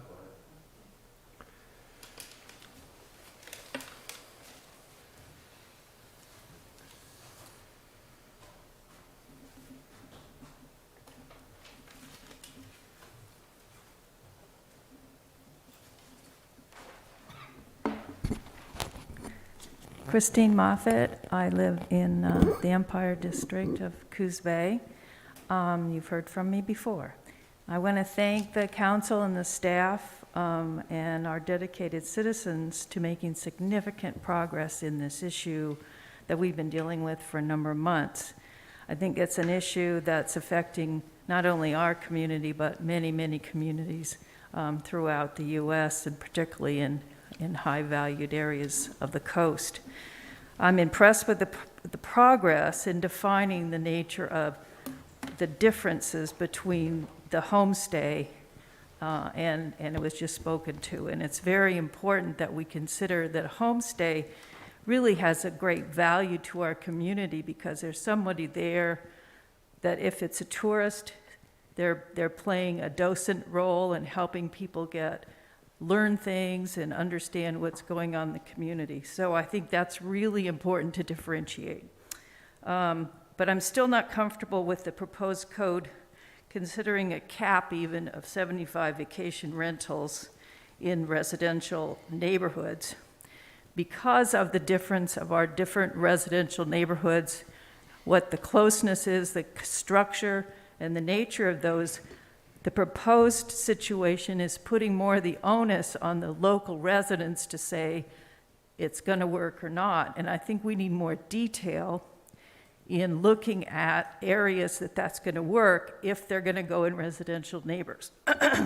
I think the city has made such a huge effort in making the commercial areas comfortable and inviting to visitors. And we've put a lot of money and effort into that, and that's where I think these short-term vacation rental facilities should be going. If you're absolutely committed to the 75, I would say at least reduce that and do some monitoring of what's going on. I don't want to sound like a broken record, but we know of the highest concern is housing for workers and full-time residents. These folks that support our communities and our volunteers and engaged citizens. And we don't want to let the hospitality business operations control the nature of our city. So with those things, I really would ask that, as we have continued to ask, is that we can sit down with the Planning Commission and look at some of these minor portions of this that could be tweaked to really provide a strong a code for our city that would move us forward. And so I'm urging you to not approve this as written today, to let us go back and look at some of the intricacies and engage with the citizens to make this happen. Sit around a table and make it happen instead of having to stand here in these difficult situations on a one, just standing and delivering instead of interacting. So thank you very much. Thank you.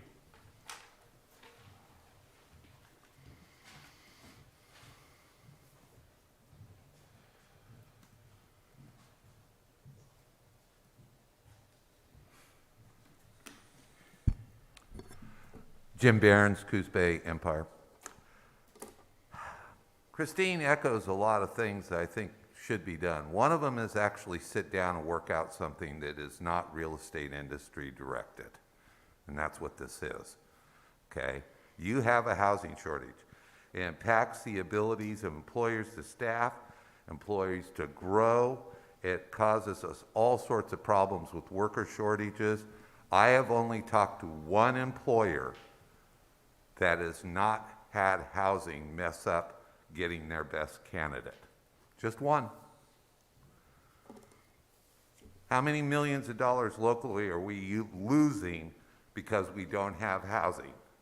We are a regional hub for 80,000 people.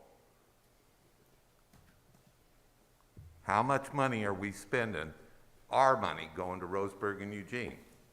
For things like accounting, financial planning, medical.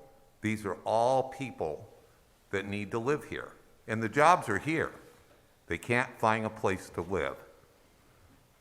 Just recently, the district attorney was able to hire someone. No one applied because it's not worth coming down here. There's no place to live. How can a city that can come up with a Front Street plan, can do a Coos Bay Village, how can a city that can be that sharp not come up with a lodging plan to put the short-term vacation rental piece of this where it needs to go in our commercial areas? The homestay will need some work, all right? But the homestay is a workable deal. The rest of this is nothing but national lodging chains exploiting a way to open a hotel cheap. They are not helping us. How can a community leadership not realize that 900 to 1,000 people over the course of a summer at 300-foot spacing in our neighborhoods is not disruptive and a giant burden? How can you even think that anyone would want to raise a family around that? It's a ridiculous notion, okay? None of you grew up around that. None of you. Okay, there is no reason when we have a housing shortage to throw 75 houses, minimum $18 million, out the window for seasonally vacant motel rooms. Again, the homestay part needs a little tweaking. You'll notice on the stuff that I wrote, I'm not griping about it. Okay? Thank you. You guys need to send this to study. Thank you. Okay, any more comments, public comments on this?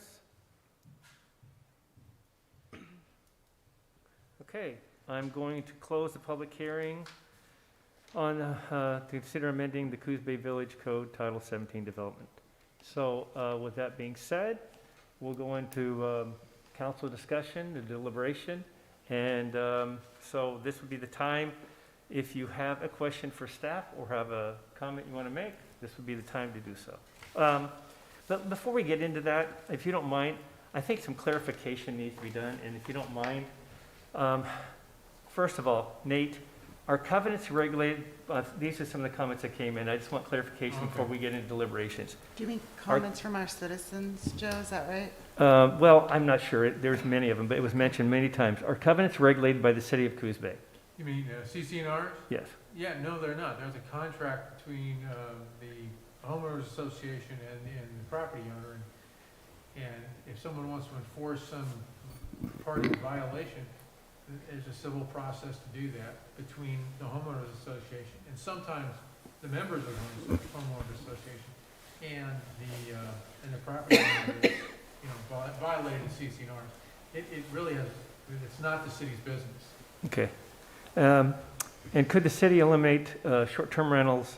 And if we did, what ramification would there be for the city? Like, for instance, if we eliminate all short-term rentals for the existing ones, like they did up in Lincoln City. I don't know how they were able to, in the unincorporated area, pass a law that eliminated all short-term rentals. If we were to do such a thing, what are the ramifications? I'd have to do a little more digging in terms of, but I am aware of at least one case in Oregon where I think one of the jurisdictions on the coast actually effectively did away with long-term rentals. I mean, excuse me, the short-term vacation rentals. And it was held that it did not violate the 5th and the 14th Amendment of the United States Constitution. So it wasn't a taking.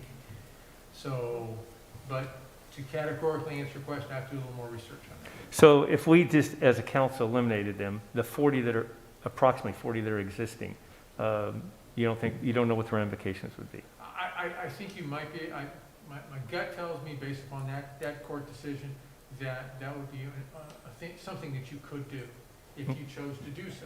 Okay.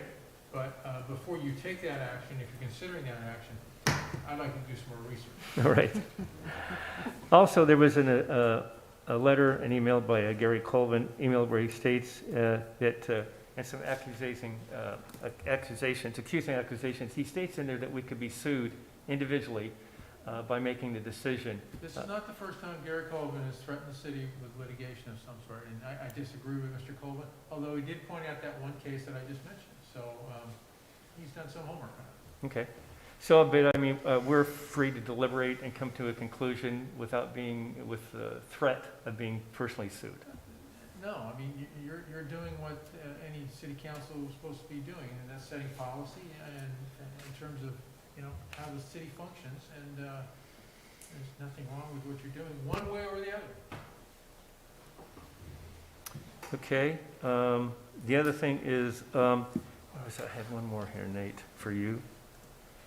So if the city decided to go ahead with the short-term rentals, and in part of the regulations, they said the homeowners association, they would have to get approval from the homeowners association before they applied for conditional use.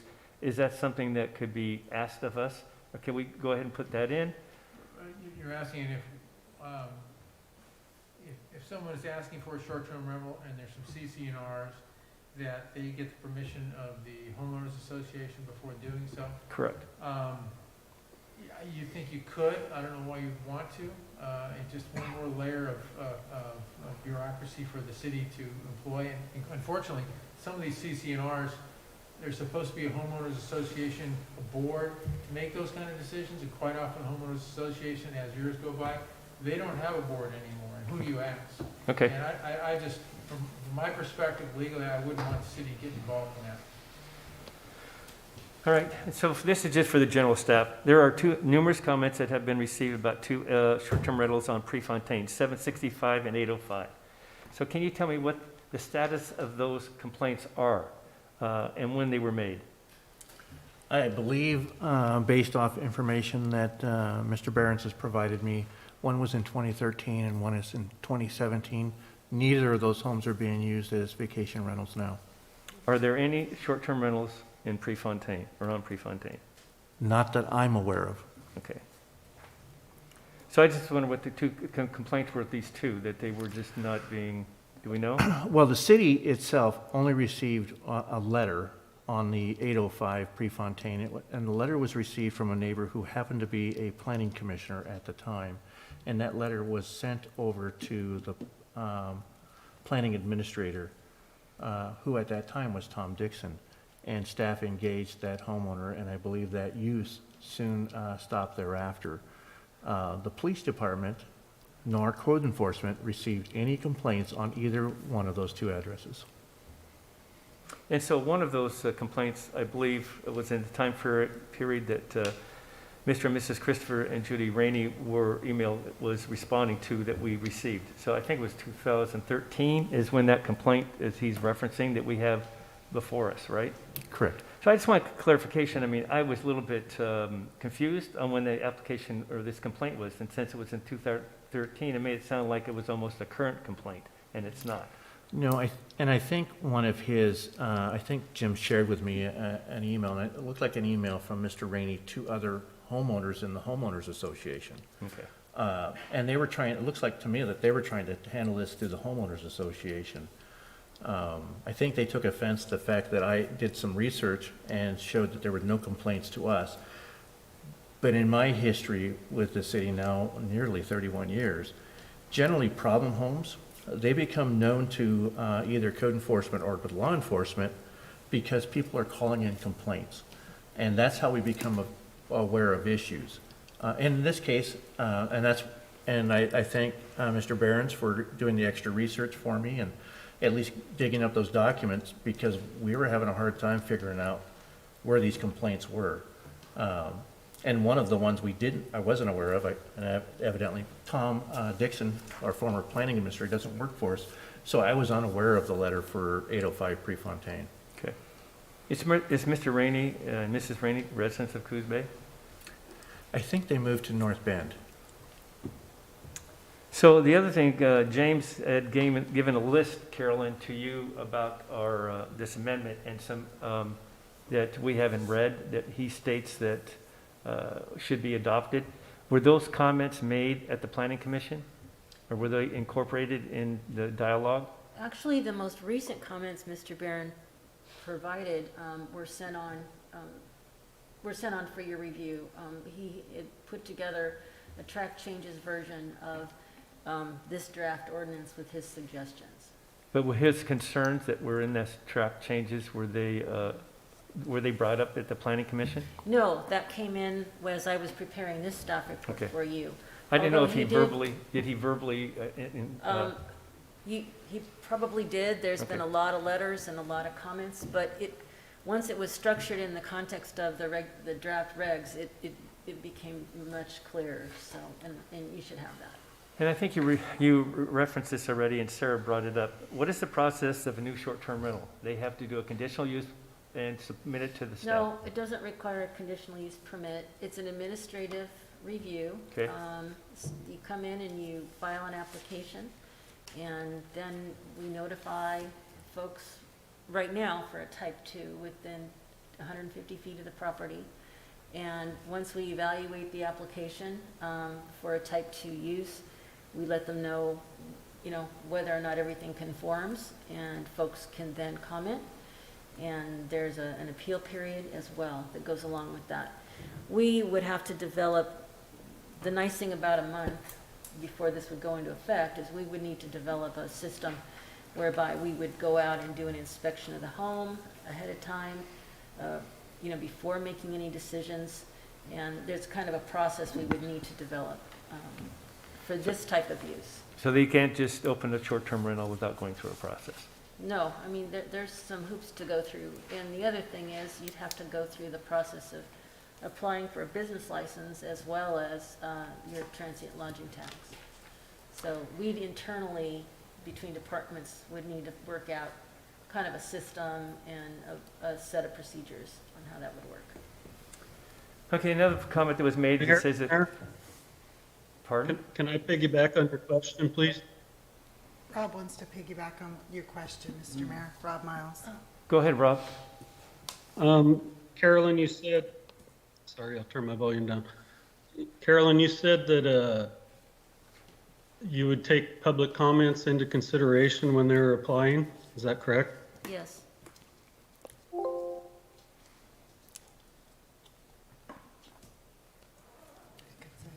The other thing, since we're on that topic, in this amendment, it states, Carolyn, that someone's name and address and everything has to be provided.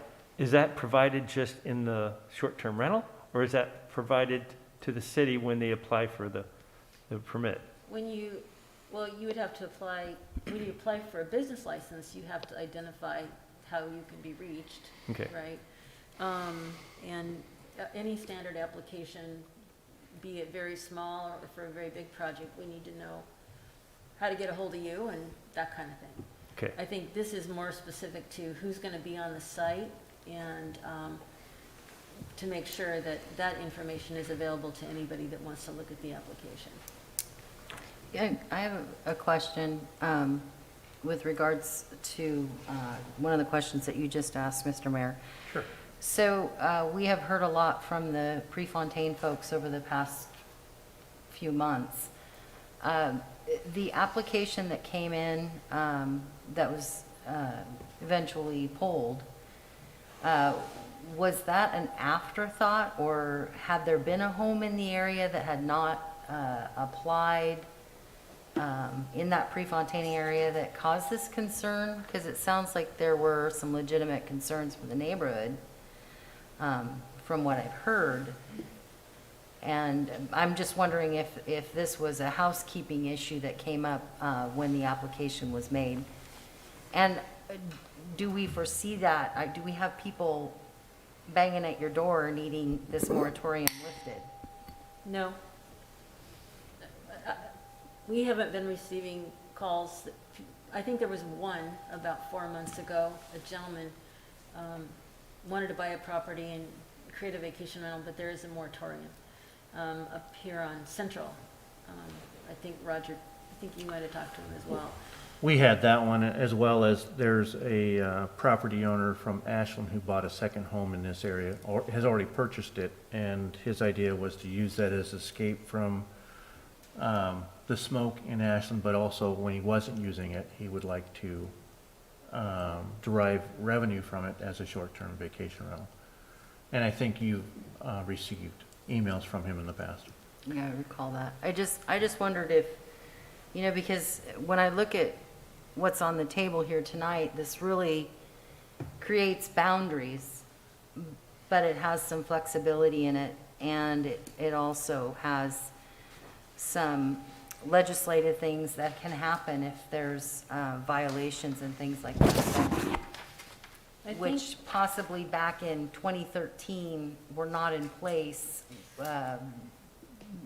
Were those afterthoughts when the applicants finally came forward to put those in? Is that different than what we're experiencing now, I guess, is where my question came from.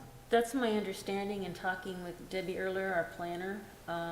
She was here at that time, and it was a different era, different code, but the drama surrounding it nonetheless was real. Sure. And wasn't going well. And so anyway, I can't really speak to it. I wasn't there.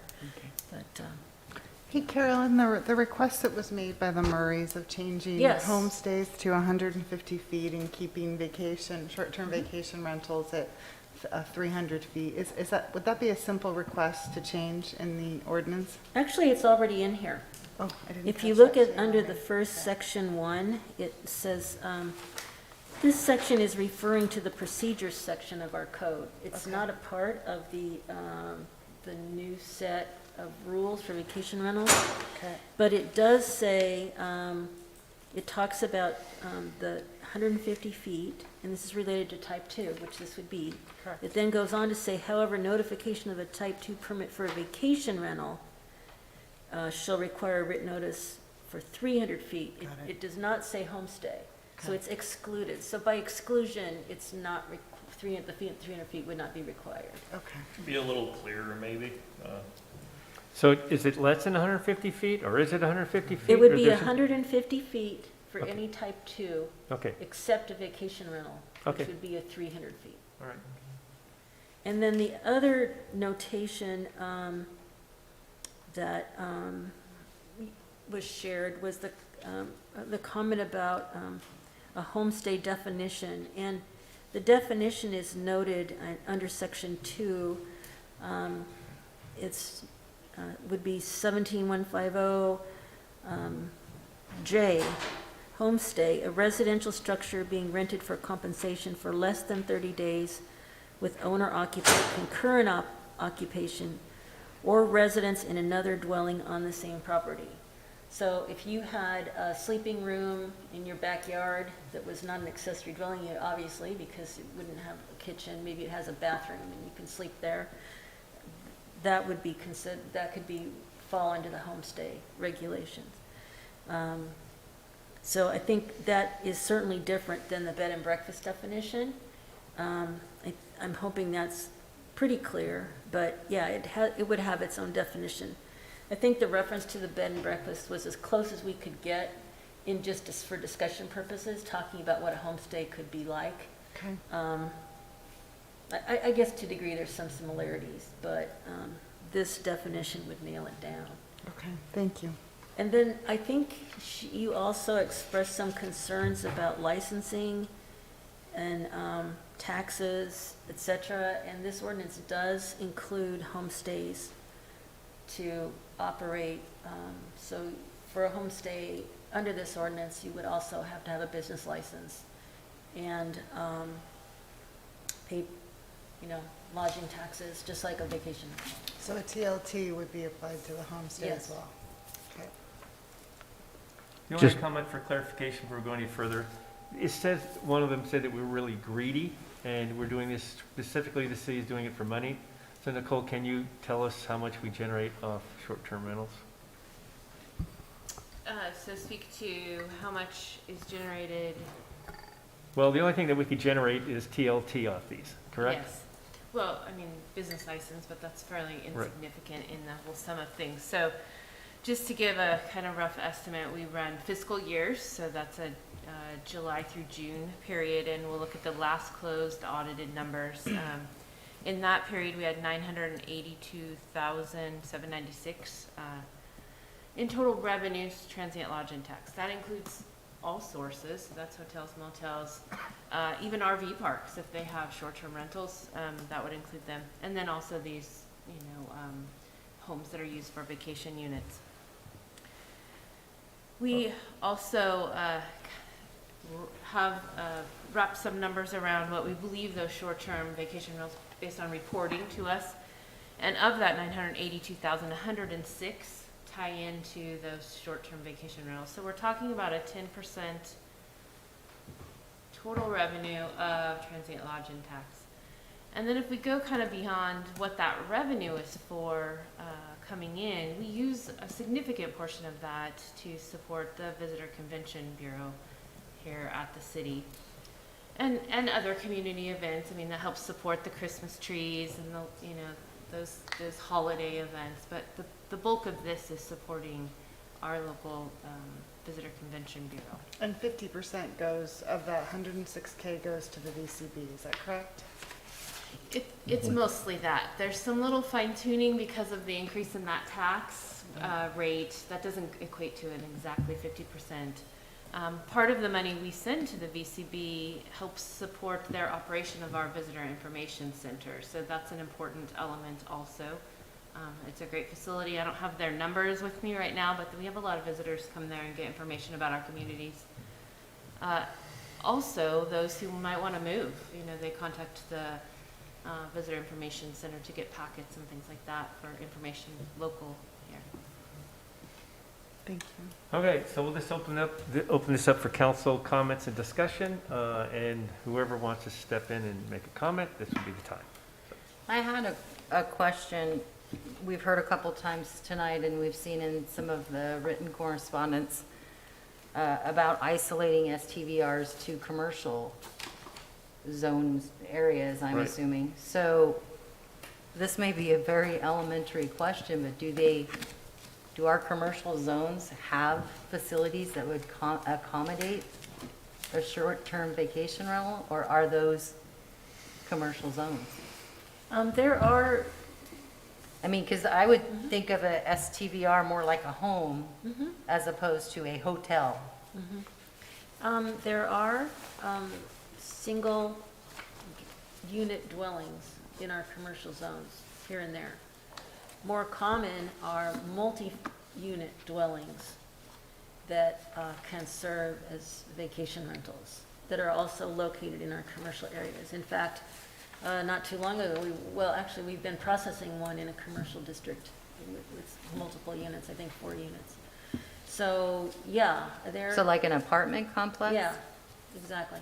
I have one down the street from my house, actually. But an apartment complex as a hotel room, or what they've been referred to as mini hotels. Well, it would be, under the way our code's written, I mean, you can have that commercial use in a commercial zone, so, yeah. So you do have homes along Central that's considered commercial. All homes along Ocean Boulevard is all considered commercial. Newmark, South Empire Boulevard's commercial. A lot of homes in all of those areas, they're currently grandfathered in because they've been used as residential. If that use discontinues for more than 24 months, then it reverts to commercial. To address some of the comments made from the citizens in emails, there was a lot of conversations about hotel rooms, that we have plenty of hotel rooms in this community to accommodate visitors, and wearing my VCB convention hat and also working for the Mill Casino, I can tell you that most of the hotels in the summer months and the season, so I'm saying June through September, they're sitting at about 90% occupancy. So, and we're turning people away. So there is, in my mind, if we wanted to have the short-term vacation rentals, I'm looking at it from a perspective of the fact that it's 1% of the housing units that we have. Tourism last year brought in $177 million, which is actually down from 2019, which was $178 million. So it's considerable in this community. I'm appreciative of, and I'm empathetic, right, to the comments of the citizens, and I'm really glad that we have kind of defined homestay versus, short-term vacation rentals. Again, for me, it's 1%, and I feel like we need to have a balance. The fact that Carolyn has communicated that there's not a lot of people knocking on the door to want to have short-term vacation rentals. I'm sorry, did you say something, Nate? No? Okay, sorry. I think the most balanced decision is to cap it at 75. We don't have a lot of people knocking on our door, and I think tourism continues to be an important industry in this community, and it's continuing to grow. And so I think we need to, I'm appreciative of the work that the Planning Commission did, the staff, the community engagement, but I think our work is done here, and I agree with supporting the Planning Commission on this. Just to comment on that, I did actually make phone calls to Motel 6, Red Lion, Best Western, and Edgewater, just to try to get a sense of some vacancy rates. Edgewater has not sold out in 2 years. They do attribute that to COVID, but that has been their experience. Motel 6 is at 75%. occupancy, and that was actually much lower last year, but they've recently received some traveling nurse contracts. Is that year-round, Sarah, or is that in the season? These numbers were year-round. Red Lion was only able to comment on, their general manager was not available, and so they commented on kind of anecdotally. And, Sure. and Red Lion did mention that they do sell out in the summer months, but are sitting at about 70% occupancy the other months. No, that's completely fair. When I said over 90%, I was specifically speaking in the season. Year-round, there is occupancy, midweek and on weekends. We do have a lot of special events where we get the 3A basketball tournament, the jazz festival, barbecue blues and brews, and other community events that fill the community on weekends, but that's about right for year-round. And the other issue that's running into that occupancy is lacking of staff. If you talk to some of these hotel owners, and there's some real issues with staffing that they can't maintain the rooms for. Because there's nowhere for people to live. Yeah. Well, no, they can't get people, period. And I can tell you, being on the workforce board, and as you are, Sarah, you know that, being involved with it, that, it's tough on all industries to get people, period, for whatever the reason may be, so. Absolutely. I had an experience where a local resident, a family member, sold their house and needed a transitional place and couldn't get a hotel room for what a tourist could get. They were actually charged double to occupy a room because of the staffing levels that they could actually keep rooms open for tourists, and that was off-season. So we have an issue in our community for both, and I think finding a compromise as we work on the housing issue, and I think we've had some statistics that have come out. We haven't had a lot of ADU applications, which could help alleviate that. That's something, when I attended the League of Oregon Cities, the last time they had an in-person conference, that was going to be the saving grace for communities. But, basically what we've had is people that have already done it, that came in and made it legal. And so, there are ways that we could improve housing in other ways, but still accommodate some of the other issues we have, while at the same time addressing our need to have homestays for traveling nurses. I spent 4 nights in the hospital on 2 different occasions, and the main nurses that took care of me were traveling nurses. There is a significant need for that as well. And I think we just have to strike a balance. But like I said, I see this as boundaries with some flexibility.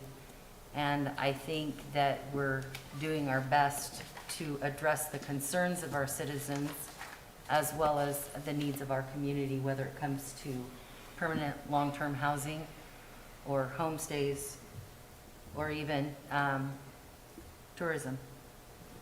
So related to the homestays, I got no objection to those.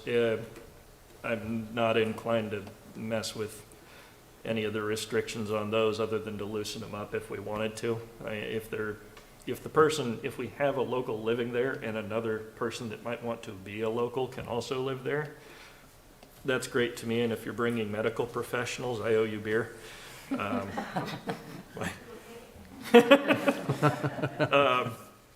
The statistic aspect, the 1% of our housing stock, that's a valid number. What we also want to look at, though, is our housing needs analysis that was just done in 2020. If we compare where we're expected to need to be by 2040 in terms of housing stock to where we are currently relative to our population, that still lists us statistically as around 110 units shy. So if we allocate 75 units to short-term rentals, that does a 68% hit to the solution of where we need to be right now. We don't have the 1% of our total housing stock available as is. That's just detracting from the solution to our housing shortage. It's creating more problems. Well, Drew, and I would also argue that things have changed drastically for communities, including ours, since 2020. you know, we're seeing a 14% increase in housing prices here locally. Yeah. People want to move to our area. We we're designated as the last affordable coastal area on the West Coast. It is and, funny. And, you know, the urban flight is real. And so I think that our housing demands are even higher than is listed in this housing needs analysis. Yeah, I tried to argue with the state when they did that one, and they didn't listen to me, but I agree with you.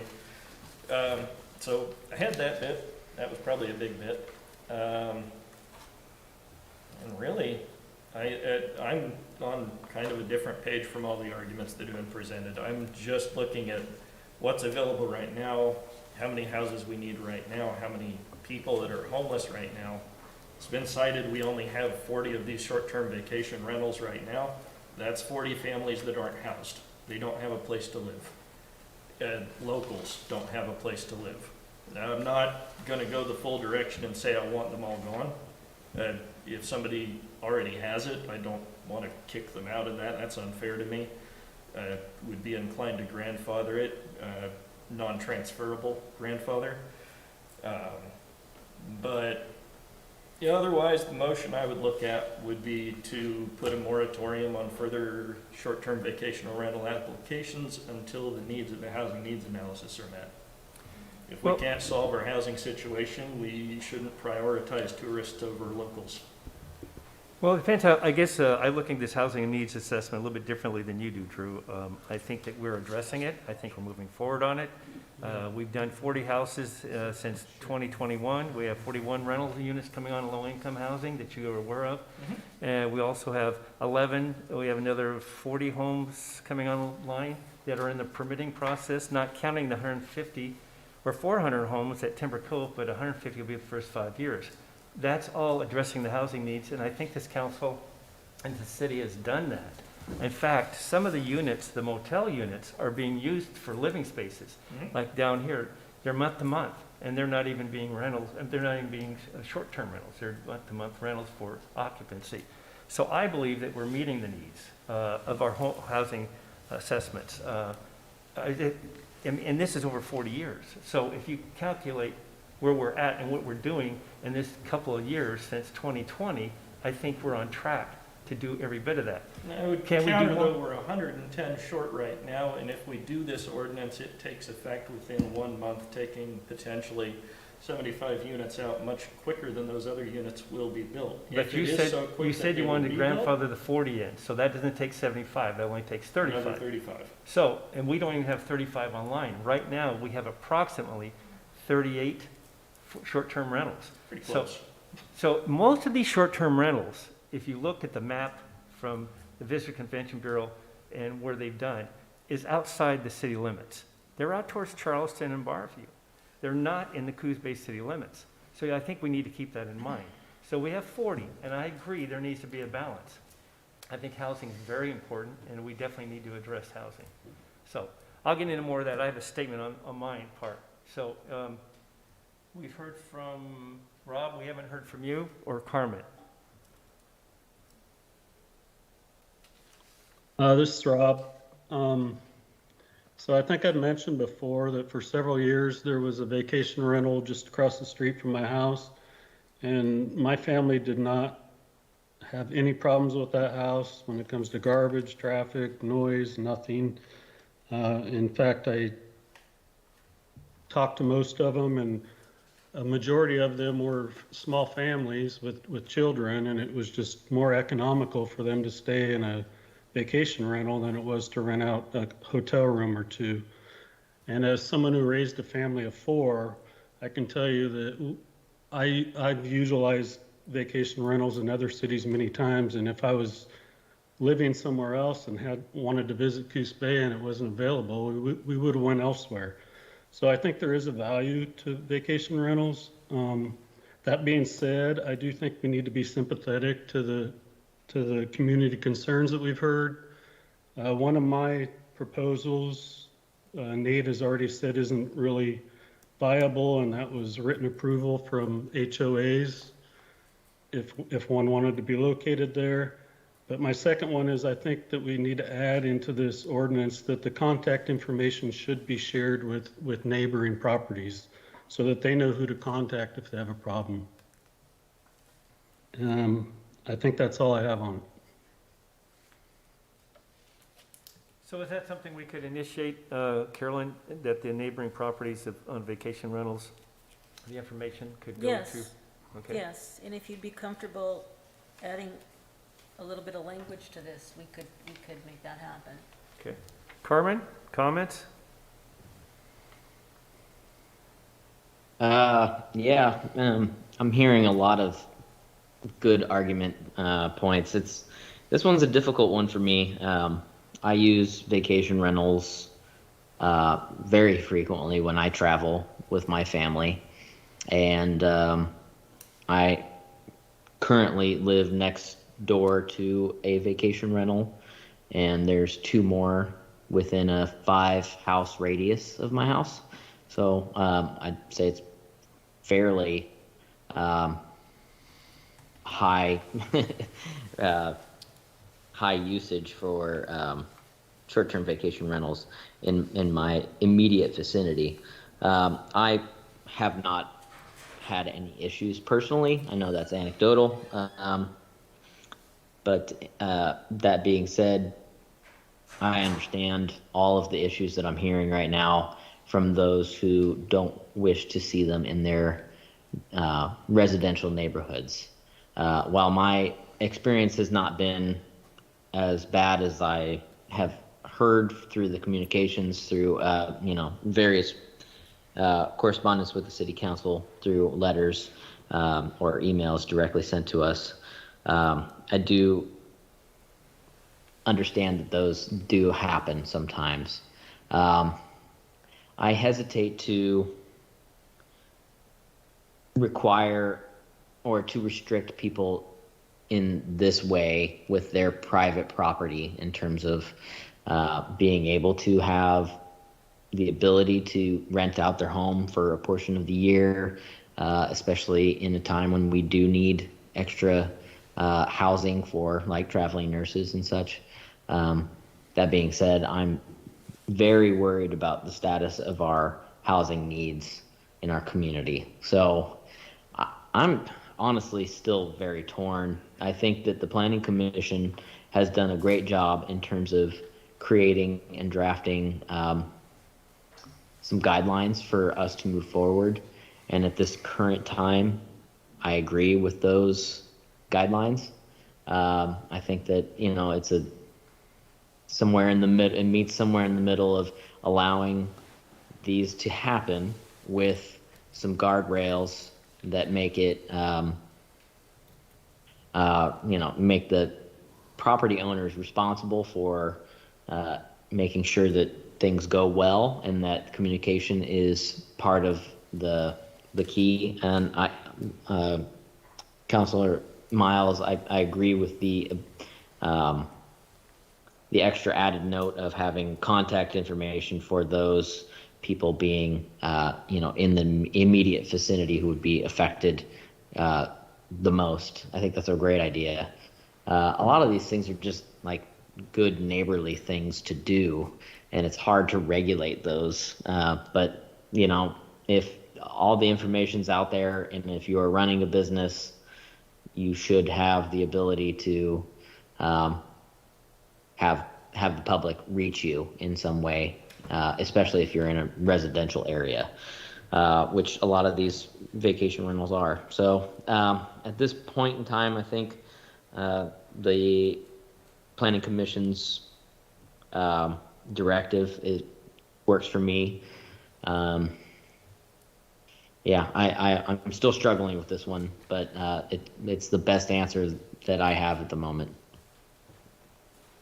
I think it should be noted on the projects that are in production, the 40 that I'm personally aware of through my work, comfortably 5 years down the road. The 400 units, 7 years down the road? Well, 150 would be 5 years down the road. 5 years down the road. And the 150 I put as a work in progress because it's not in a permitted state yet. True.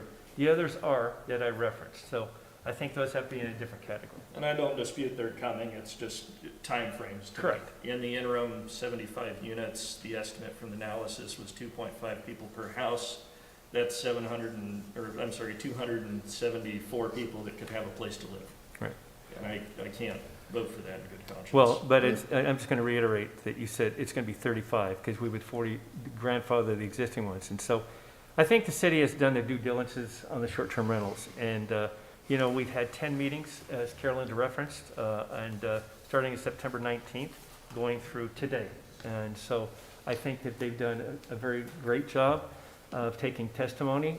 They've addressed all the issues that I've heard this evening and in letters that we received. To establish a new vacation rental in the city, there's a process that Carolyn also describes, requires getting permitting and going through a process that doesn't allow them just to stop there. It also allows them to appeal either way to the Planning Commission and also to the council. So there's really oversight on having a new short-term rental. It just doesn't pop up and happen. So I think that's important also. I feel that the Planning Commission has addressed issues and set guidelines. 11 through 14, if you look at these, contact requirements, limit of occupants, vacation rental location, parking requirements, and then they've got the criteria on top of it, violations and, unuse. So I think that they've really taken the time and looked at this. If you remember when we did this, it came to us and then we sent it back to the Planning Commission and also put a moratorium on it. So I think that we have really thought about this, didn't do a knee-jerk reaction or something quick. And so this council, and this is a statement I'm going to make. The council and I understand the housing is essential to the city of Coos Bay and know that it is important to our citizens. The Planning Commission's findings to the amendment we're discussing tonight related to housing state it is in the public's best interest to support economic development while protecting long-term residential land uses. I believe there needs to be the balance in our community. They addressed it, and I think it is a balance. The council has adopted a housing and primary goal, has taken actions which have continue to create more housing for all groups. We realized this when we came on at the city council. It was a need, and we reacted, and we're moving as quickly as possible to accomplish that. We also participated in the 2020 housing needs analysis that Drew and myself have referenced to identify the housing demand and supply needs. We determined that 604 new rentals and ownership housing units are needed by 2040. Now, if we need to do a new housing and needs assessment, then we're going to do that, and maybe it'll change the factors. But this is what we have to deal with at the time, and we've reacted and made housing development happen because of this. To meet the future demand, the city has 40 new housing starts in 2020 through 2021. Recently completed 26 new rentals. The city also assists at the Tioga and the Boogie Bank in their redevelopment of their rentals. And I think that we forgot about those. So they needed to be helped, and we got them back up and going. The city is working with the Coos County and Northwest Housing Alternative on a 41 low-income multifamily housing development. Also in the process of being developed are 27 new homes and 8 new rentals, Drew, that I referenced, that are in the permitting process. The city is also working with the developer of the 400-home development, Timber Cove, that you and I talked about, to be done in phases. The first phase would include 150 new homes in 5 years, the other 250 new homes in future phases, depending on how the proceeds. Because we understand the need of the urgency, the council and I will continue to support and to promote the development of housing, which I believe we all agree with. And so, in that scenario, I'm going to support what the Planning Commission has put before us. Others like to chime in or make more comments? I have an additional question. On the Oregon vacation rental examples, it has zones permitted outright listed for Coos Bay as commercial. And I just wanted to understand, does the residential cap of 70 units include, is that 70 total for the city? It could read that commercial is separate from residential. It says under the applicability section that it would be 75 vacation rentals and an unlimited number of homestays may be permitted in the SLR, LDR, and MDR districts. So those are all, the 75 is for residential districts. So it could be more than that. It could be more short-term vacation rentals because there could be some located in the commercial zone that do not include this 75. Right. The 75 in the residential. So it could potentially be 150 or. Would that spill into mixed use? Well, in your commercial zone, you are allowed to have mixed-use projects. But All kinds. to Sarah's, and Nicole, you need to jump in here. These numbers that we're getting are through Airbnb and VBRO. So these are specifically short-term rentals in residential. They're not in the commercial ones. Am I right? Or not? Yes. There may be a couple that are on Airbnb that are part of apartment facilities, so they could be in a Okay. not just straight residential, but the majority of these are residential. So is there any possibility they would be 100 or 150 already in play? I mean, I find it hard to believe just because the numbers aren't coming to us now. Okay. I mean, it doesn't mean that it doesn't change, but that we just don't have people knocking on the doors just yet. Okay. Well, and the comments that we have heard, they don't mind them in the commercial zones, so it really But the doesn't argument apply. is to say that those houses in those commercial zones, because if we're talking about it and related to the housing stuff, right? Then that's even more additional homes off the rental market for short-term vacation rentals, potentially than the 75 proposed here. Yeah, when it cuts into mixed use, those are also, Could be, I think, is what Nicole said. with an unlimited capacity for impact Which there. would be why I am with Drew. I'm not advocating for short-term vacation rentals in residential zones. Yeah, and I think the balance is also, Sarah, that I mentioned that we have motels that are doing rentals on a monthly basis. I know of at least 30 that are doing that, and And And the- Motel 6 did allude to that. yeah. So, I think, we're being as specific as we can with some unknown factors, so. Janice actually suggested we could use another hotel that was 40 to 50 units. She didn't reference short-term rentals, that was just something she mentioned. Who was that? Janice from at the VCB. Right. Yeah. Yeah, in the summer months, we could definitely use that inventory. I totally agree. I don't doubt it.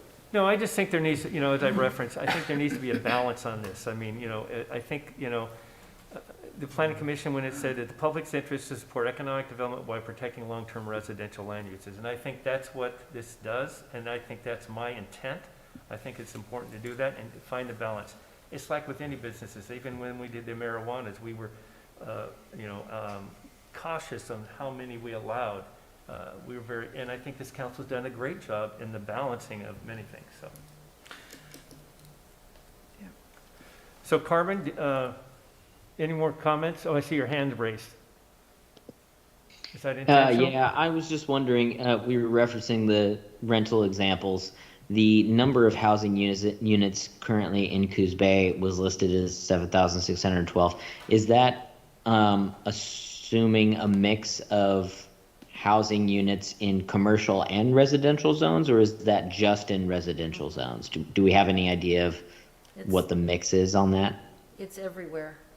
So It's everywhere. Okay. Existing non-conforming single-unit homes in commercial zones were included in that assessment, yeah. I wonder if maybe the cap of 70 units or 1% of the housing could be applied across the board. So, if we have 70 units and that some of that is mixed in with the commercial zones, then that's just what the cap is. Is the cap 70 or 75? 75. Sorry. There was an error It's on the report. 75. Yeah. It's 75. I just am looking at the actual thing. So if we do 75 right now, if I'm hearing this correctly, it's 75 in the residential zone. Yes. Correct. Okay. I wonder if, maybe it would appeal to the council to amend that to 75 or 1% of available housing units overall.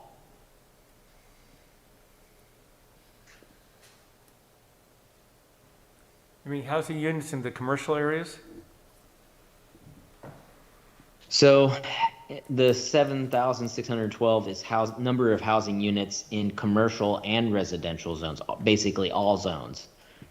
So, but right now the cap we're setting is 75 in the residential zones. Am I correct in assuming Yes, that? that's the way the planning commission recommended the applicability, right? Yeah, so, you know, speaking to what Sarah was kind of getting at is that it could be potentially more than 1% because some of them would be in the commercial zones and would not count towards that 75 cap. But I wonder if that would be some way to compromise, just put it as a 75 cap across the board, all zones. Actually, Go ahead. I don't have an issue with it. Again, we don't have people knocking on our door for these vacation rentals. And I still think we need to be mindful for families who want to come here or people who travel. I can tell you I use VRBOs all the time, and I'm spending a whole bunch more money in a community because I'm going to stay more than one day because I want to discover the area. And Carmen, I like that idea. I think it's a nice compromise. Fine, 75 between commercial and residential. And, sorry. Yep, the problem and I don't have a problem with it, the problem I see is regulating it. And then are we going to regulate and offset those ones by the motels that are doing the monthly ones? I mean, we're going to get into this balance of how do we offset that? And so I just think that we need to find out, I mean, can we regulate it? Because the way we're regulating it now is to Airbnbs and VRBOs, and I'm not sure that the commercial areas would necessarily be doing that because we're taking all of them at the time through those avenues. Now, if they're doing it without those entities, then in a commercial way, then we won't even know about it. That's my. Those are good points. Yeah, I agree. Yeah. So, I mean, yeah, and I understand, I mean, I definitely am very concerned about our housing needs. If this council has not, if we had not done what we're doing to try to address the housing needs, I totally agree. But I think that we're there and we're meeting the criteria as it stands for the housing needs assessment. At some point, I think we need to revisit it. And the other thing I like about this is that if we feel this, for some reason, is not doing what it's supposed to do, then we can bring it back and we can change it. This is not set in stone. This is something that, you know, and I think that we need to revisit things if it's necessary. And, you know, it came to us because of James. I mean, this has been 10 meetings, and this was an issue that he felt needed to be addressed, and we did it. And I think we did a very diligent and thorough job of it. And this is what point we've come to, so anyway. I was just going to make 2 comments. I was one of those families that had one too many, you know, to stay in a regular hotel room, and we did a lot of traveling with our family when my kids were young. So I see a need for this, as you said, Councilor DeNova. Also, when my mom passed away 5 years ago, my family came from Washington and stayed here, and they had even more kids than I did, 7 of them. And they rented a short-term vacation rental because they could not afford to stay in a hotel room for the multiple days that they wanted to stay here. And that money that they would have spent to have multiple rooms, they spent in this community, as you said. They actually stayed a couple of extra days. They visited, they weren't within the city limits. They wanted to be closer to the beaches because they were inland Washington, so they wanted to have their kids to have that experience. I think there, as the mayor has stated, that the community's input and information that we have received and the Planning Commission has received has been very in-depth, and I think it was a process that took a lot of time, and I think that the points that the councilors have made about housing, I'll say it again, boundaries with flexibility, we can revisit it. I believe that the Planning Commission, and the reason that we have a Planning Commission is that they get down into the nitty-gritty and they do the work. So I would move that we enact the proposed ordinance with a correction to attachment H, A, reference in 17.370.030, parentheses 10, changing the title to Homestay Advertising on Site. Second? It's been moved and seconded to adopt the ordinance with the amendments. Is there any more discussion on this? Yeah, this is Councilor Miles. Are we not inclined to consider my option of making sure the contact information is available to neighboring properties? I think that's included. Yes. That's included in, would- Carolyn said that we could do that, and I think that she initially put that in the, Do I need to state as amended? Actually, it would be included in the noticing. That's required already by your enactment. does that answer your question, Rob? So it is. Yes, thank you. Okay. Any other questions or comments?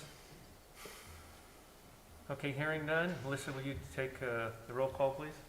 An ordinance amending ordinance number 473, Development Code, Coos Bay Municipal Code, Chapter 17, as previously amended by ordinances 541, 540, 518, and 503.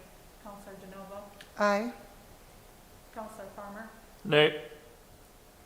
Counselor Kilmer? Aye. Counselor Matthews? Aye. Counselor Miles? Aye. Counselor Stevens? Nay. Mayor Benetti? Aye. Ordinance number 549 has been duly enacted. You know, I want to take this time to thank the council for their involvement and discussion on this. This is good. Good discussion, good comments. You know, this is what it's about. So I appreciate everyone's involvement. I know this was not an easy task. I know I put much time into it. As you can tell, the paperwork I printed out. Drew is more diligent. He has it on his computer, and I'm sure Sarah's the same way. Died. But the rest of us are not always that way. Carmen probably is, and Rob maybe. But anyway, Rob's probably a hybrid. And so I just want to say thank you so much. Appreciate that. So the other item is lifting the moratorium. Do we need to address that? You should. I would suggest that you lift the moratorium on the, when the new ordinance is enacted formally, which is February 18th. I move, oh, you got it. Sorry, go ahead. Go ahead. Yep. I'll move to lift the moratorium on February 18th, 2022, when the ordinance goes into effect. Second. Been moved and seconded to lift the moratorium on February 18th. Do we do that roll call ordinance or just motion? Just motion? Please vote. Okay, is there any other comments or discussion on the moratorium being lifted on February 18th? Hearing none, I'll call for the question. All in favor say aye. Aye. Any Aye. opposed? Nay. I think we approve the ordinance, so I'm a yes. Okay. So one nay. And one more item, and staff is just requesting that the council by motion direct staff to prepare an ordinance to amend the residential district land use tables in accordance with the action you've taken. That would occur on, I think, come back to you on March 1st. Someone can say so moved. So moved. So second? Jennifer would be really unhappy with this now. A second? So does anyone need clarification on what Roger has stated? Okay, with that being the case, with so move and so second, all in favor say aye. Aye. Aye. Any opposed? No? All right. Again, thank you so much, council, for your interaction on this. Next item on the agenda is, if I get there, approval of the urban renewal agency. Oh, I passed one up, didn't I? Apologize. My tablet died.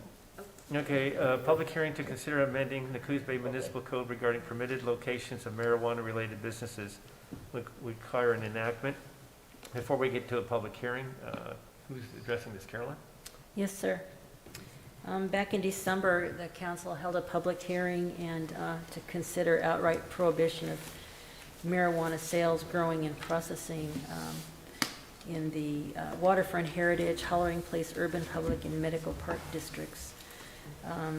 Right now, the code is silent on the prohibition there, and this ordinance would make it very clear that the marijuana retail, grow, or processing facilities would not be permitted in these areas. The balance of the ordinance is pretty straightforward, and it just identifies what that would look like in the context of the new language. Comments for questions for Karen before we open the public hearing? Okay, seeing none. So at this time, I'll open the public hearing to consider amending the Coos Bay Municipal Code regarding permitted locations for marijuana-related businesses. This would require an enactment of an ordinance. Is there any public comments? Seeing no public comments, I will close the public hearing on this item. And then council, how would you like to proceed? For more discussion?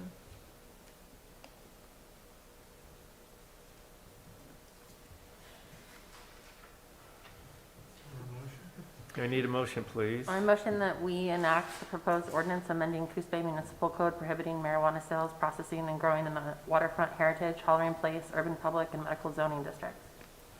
Thank you. Is there a second? I seconded. The only comment is I feel like we've discussed this thoroughly at several other council meetings, so that's why I had. Okay, so it's been seconded, right? Yeah. Okay. It's been moved and seconded to change the amendment on the municipal code regarding permitted location of marijuana-related businesses. Any other discussion? Hearing none, I'll call for the question. All in favor say aye. Aye. Aye. Requires a roll call vote. Oh, yes. I apologize, Melissa. Jeez. You should have a button here where you shock me or something. All right. Roll call, please. Can I have that button? Yeah, no. You kicked me enough. An ordinance amending ordinance number 473, Development Code, Coos Bay Municipal Code, Chapter 17, as previously amended by ordinances 541 and 503. Counselor Genova? Aye. Counselor Farmer? Aye. Counselor Kilmer? Aye.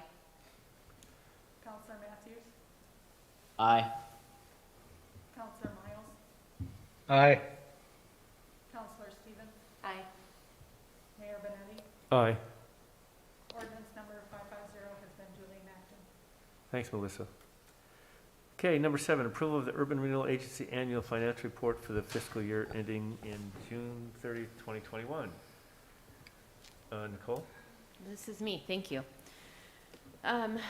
The state statute requires that we produce an annual report, which is shared to the public and also the overlapping taxing districts. The format for that report is kind of left up to us. We do have some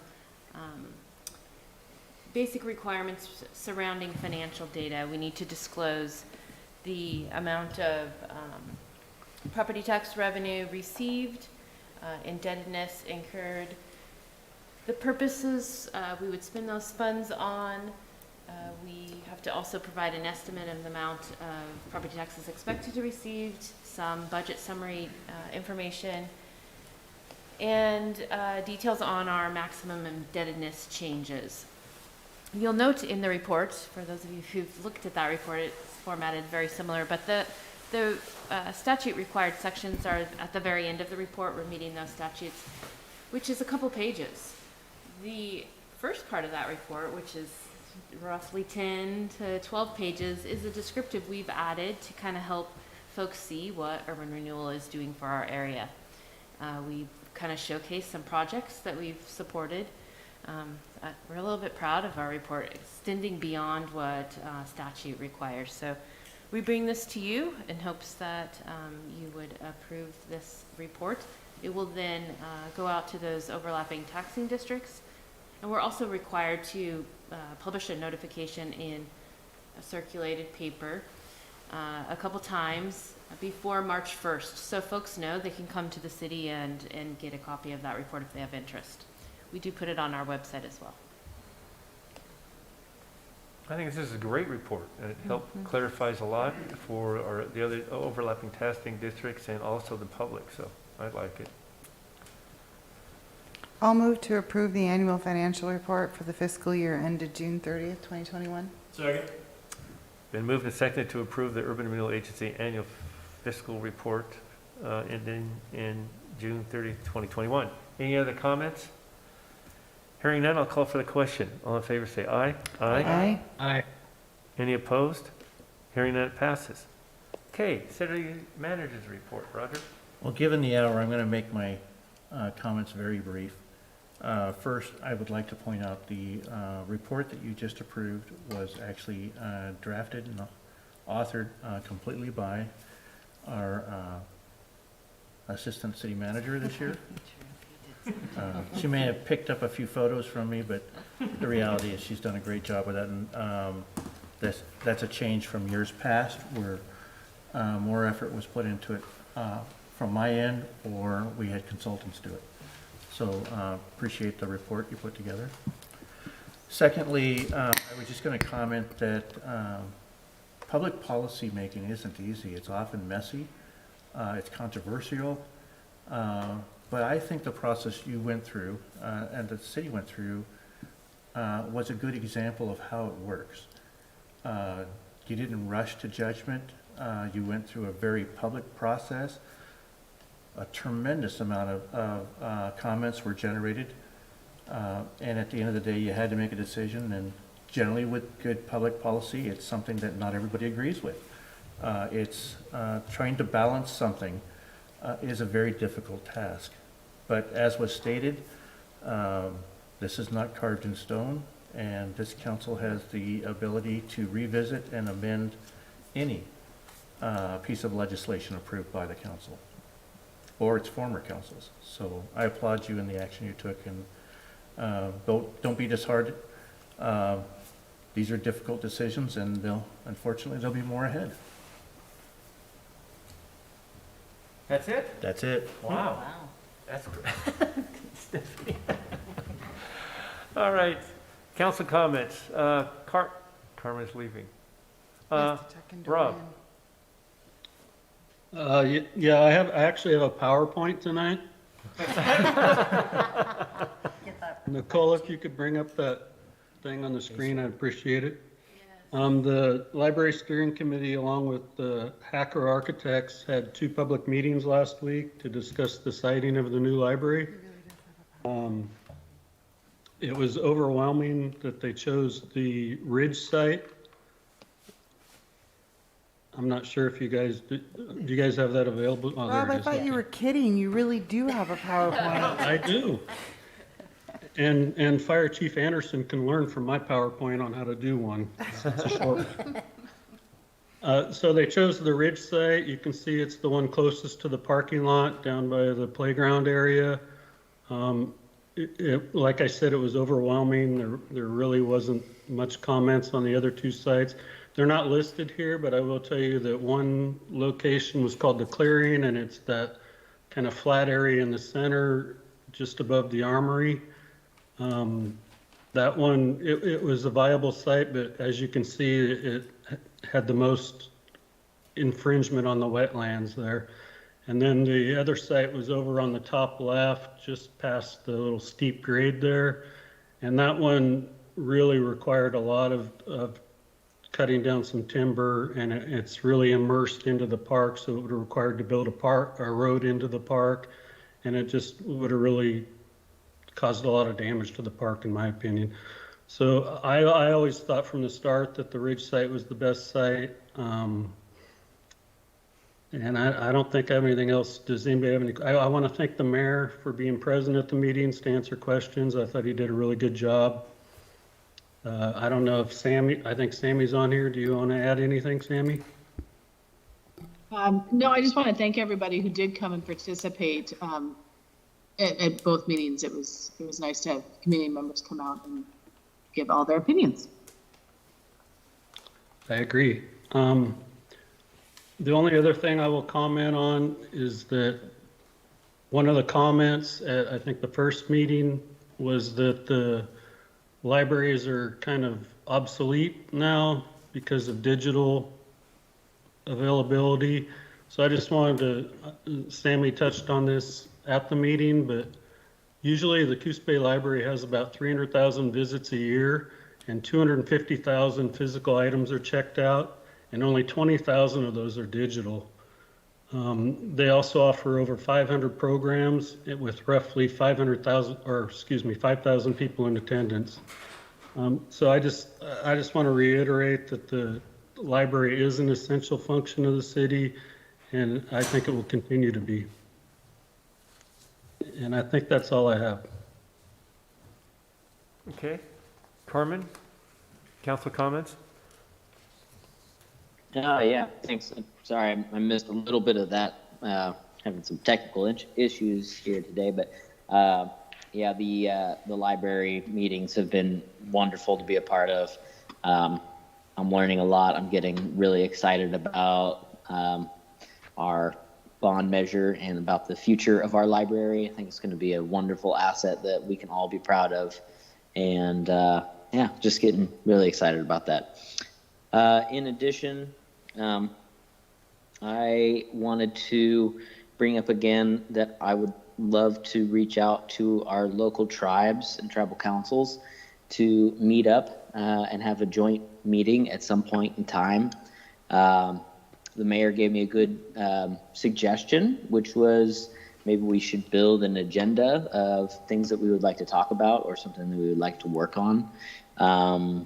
So while we are still evidently working on reaching out and making something happen in terms of scheduling, maybe if the rest of us who I hope we're all interested in doing this, could maybe think of some potential things that we would like to work on together, or at least to meet to discuss. I would really like to work on this, and I just want to put that out there once again.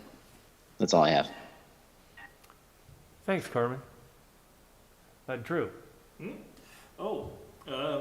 Just wanted to say I think everybody did great with the due diligence, building on what Roger said. We all just came to different conclusions, and if we all agreed with each other every time, I wouldn't trust us. So that's what I've got. I'll pass it on. All right, thanks, Drew. Appreciate it. Lucinda. I agree with Drew. Thank you for those comments. I couldn't say them any better. We are not a council that rubber stamps things. We all have our own opinions, and we try to come to the best decision possible. So I'm super grateful for this council and the work that we do. I want to thank, again, the Planning Commission and the staff and the public for all of their due diligence as well. And I want to remind everyone that on Wednesday, January 26th, the Bay Area Chamber of Commerce at the Wednesday Business Connection is hosting mayor's presentations. The mayor of Coos Bay and the mayor of North Bend will be giving updates on their communities, so I encourage everyone to attend. And Carmen, thank you for bringing that up again. I couldn't agree more. I'm a bit competitive, and I saw that North Bend met with one of the tribes. So, Carmen, I'm glaring at Roger right now, if it makes you feel better. I texted him. He was actually in their council goals. So I couldn't agree more, and thank you for bringing that up again. Stephanie. First of all, I do want to say how much I appreciate this council. And, you know, it just goes to show that when citizens elect people to these positions, that we all are different and we all have varying viewpoints. And I think that's what helps us get to the best place we can be. Because ever since I was elected to this council, there are things that I hadn't even thought of. Even tonight, you know, as we have all researched going into this, read and done our due diligence, there were things that were brought up that you go, okay. And I think that that's important because we do not represent our interests alone. We represent the community, and I appreciate the people who And if the public does not know this, volunteer their time to do this. Pretty much every week, there's something to do. So I appreciate you all, and I know that it's hard, but that's what we get the big bucks for, I guess. Secondly, I wanted to say that I appreciate the ability to be able to attend these meetings remotely when it's necessary, and that, you know, my whole premise for being on this council was to make sure that we were always transparent to the community. And I think that the fact that we have people who participate online and make public comments, that's important. It increases the accessibility. And for me, for the past few weeks, it's been vital to be able to participate as a representative of our community here, because I wasn't able to actually physically attend the meetings. And then lastly, I just want to go back to some of the comments that were made under the public comment, that the concerns, and I did go back and watch the meeting that were brought up, and I know that Cameron is still online, that we have for our community, and making sure that it's safe extends to not just an individual group, but to the community as a whole. And I appreciate the comments that make us think about that. Again, I want to reiterate that when people have concerns, that they do contact our police department. That's really important. And they have the expertise to be able to sort that out. But also that we have eyes and feet on the ground that are making sure that those who are vulnerable are protected and feel safe as well. So I think there's an opportunity to be able to work together to through all things to make sure that people feel safe in our community. And that, I think, is important to me as well. Thanks, Stephanie. Sarah? Yeah, I'll be brief based on the hour. I called Roger and asked about the holiday decorations, and he said, yeah, we've been a little busy with the storm cleanup, which I appreciate. However, today I did see the city out taking down the holiday decorations hard at work, so appreciate that. Agree. You know, I joined this council without a specific agenda, but have found to have quite a few opinions and appreciate the ability to have thoughtful discussions with everyone. So. I forgot a thing.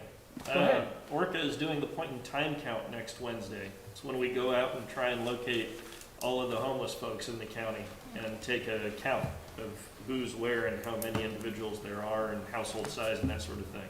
So it's Wednesday? Next Wednesday. So if folks want to volunteer, they can contact the Orca main office. I apologize, I don't know my own office number quite yet. 541-435-7080. Thank you, Sarah. But yes, we need more people.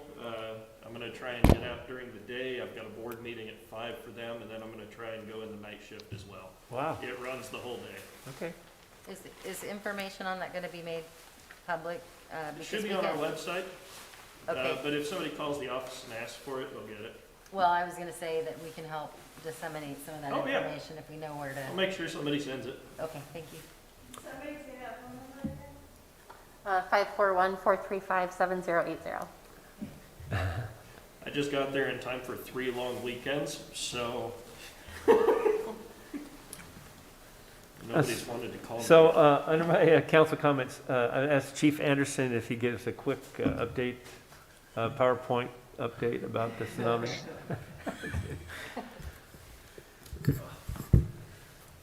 So many of you realize that we had an earthquake, or not an earthquake, a tsunami on Saturday.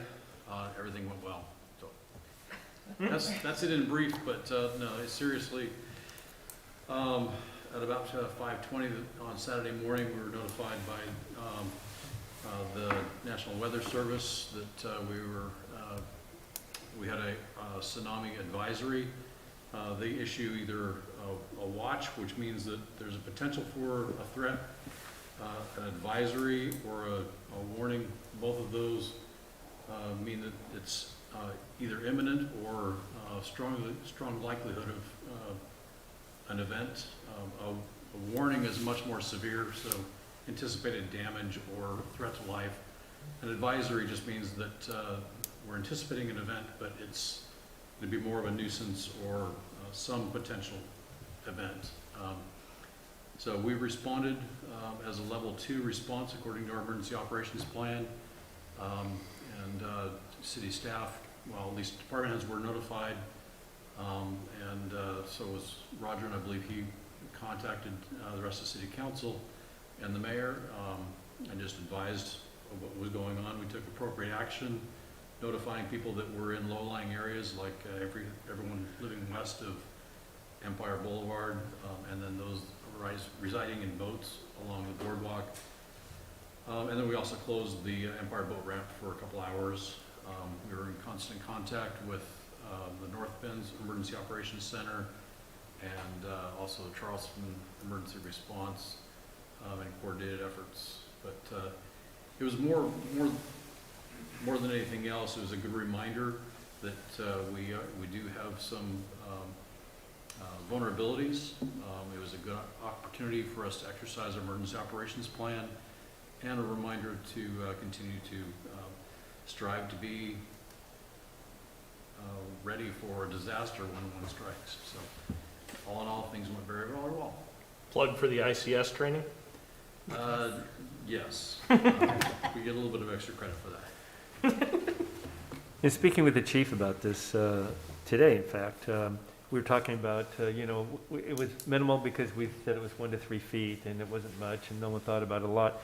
And I referenced that, but as he reminded me, if we had a king tide, it would have made a difference. And so it's important that we keep that in mind. And then also looking at online, as I also talked to him about Seaside, it went up to their seawall. So, we're fortunate in this case that we're in a spot that it doesn't impact us as it does some of the other coastal communities. So anyway, thank you, Mark. Another thing that came up in my mind is that Lieutenant and I both sit on the Front Street Committee, and that was referenced tonight earlier by Eric, that we are, there's parking available along 101 on the Front Street area, on the east and west side, but it's not being utilized. And I believe, and I think others in the committee thought that if we could find a way to get some striping done by ODOT, and also maybe even a design to slow the traffic down. It goes through there pretty quick, and we're talking about putting a pedestrian crossing and stuff. So I would like to see us take the next step forward in trying to get that accomplished. I think that we can probably get that done with some ODOT help. I think there's some availability. So if the council's so inclined, I'd like to see us move forward in that direction. And Roger, I don't know if you want any input. I think under ODOT's process, at least as far as slowing things down, you actually, you can ask us to approach ODOT to do a speed study, but that's going to be the next step. Need a recommendation from the council for that, and then it goes on to ODOT, if I remember my process correctly. Okay, because, well, what came up, so how this was, the impetus was behind this is that ODOT, we have a representative on the committee. And I had questioned, how do we go about this? Because North Bend has that. If you come into 101 downtown, you can see the bump outs, and she informed me it's a design standard to do that. But also in some discussion with the traffic engineer, with David Evans, that just by allowing, that would be great, but just by having parking and striped on the other side, it creates a slowdown of traffic through there. And he referenced like downtown Coos Bay. If we come down there, because there's parking on both sides, you initially start to slow down.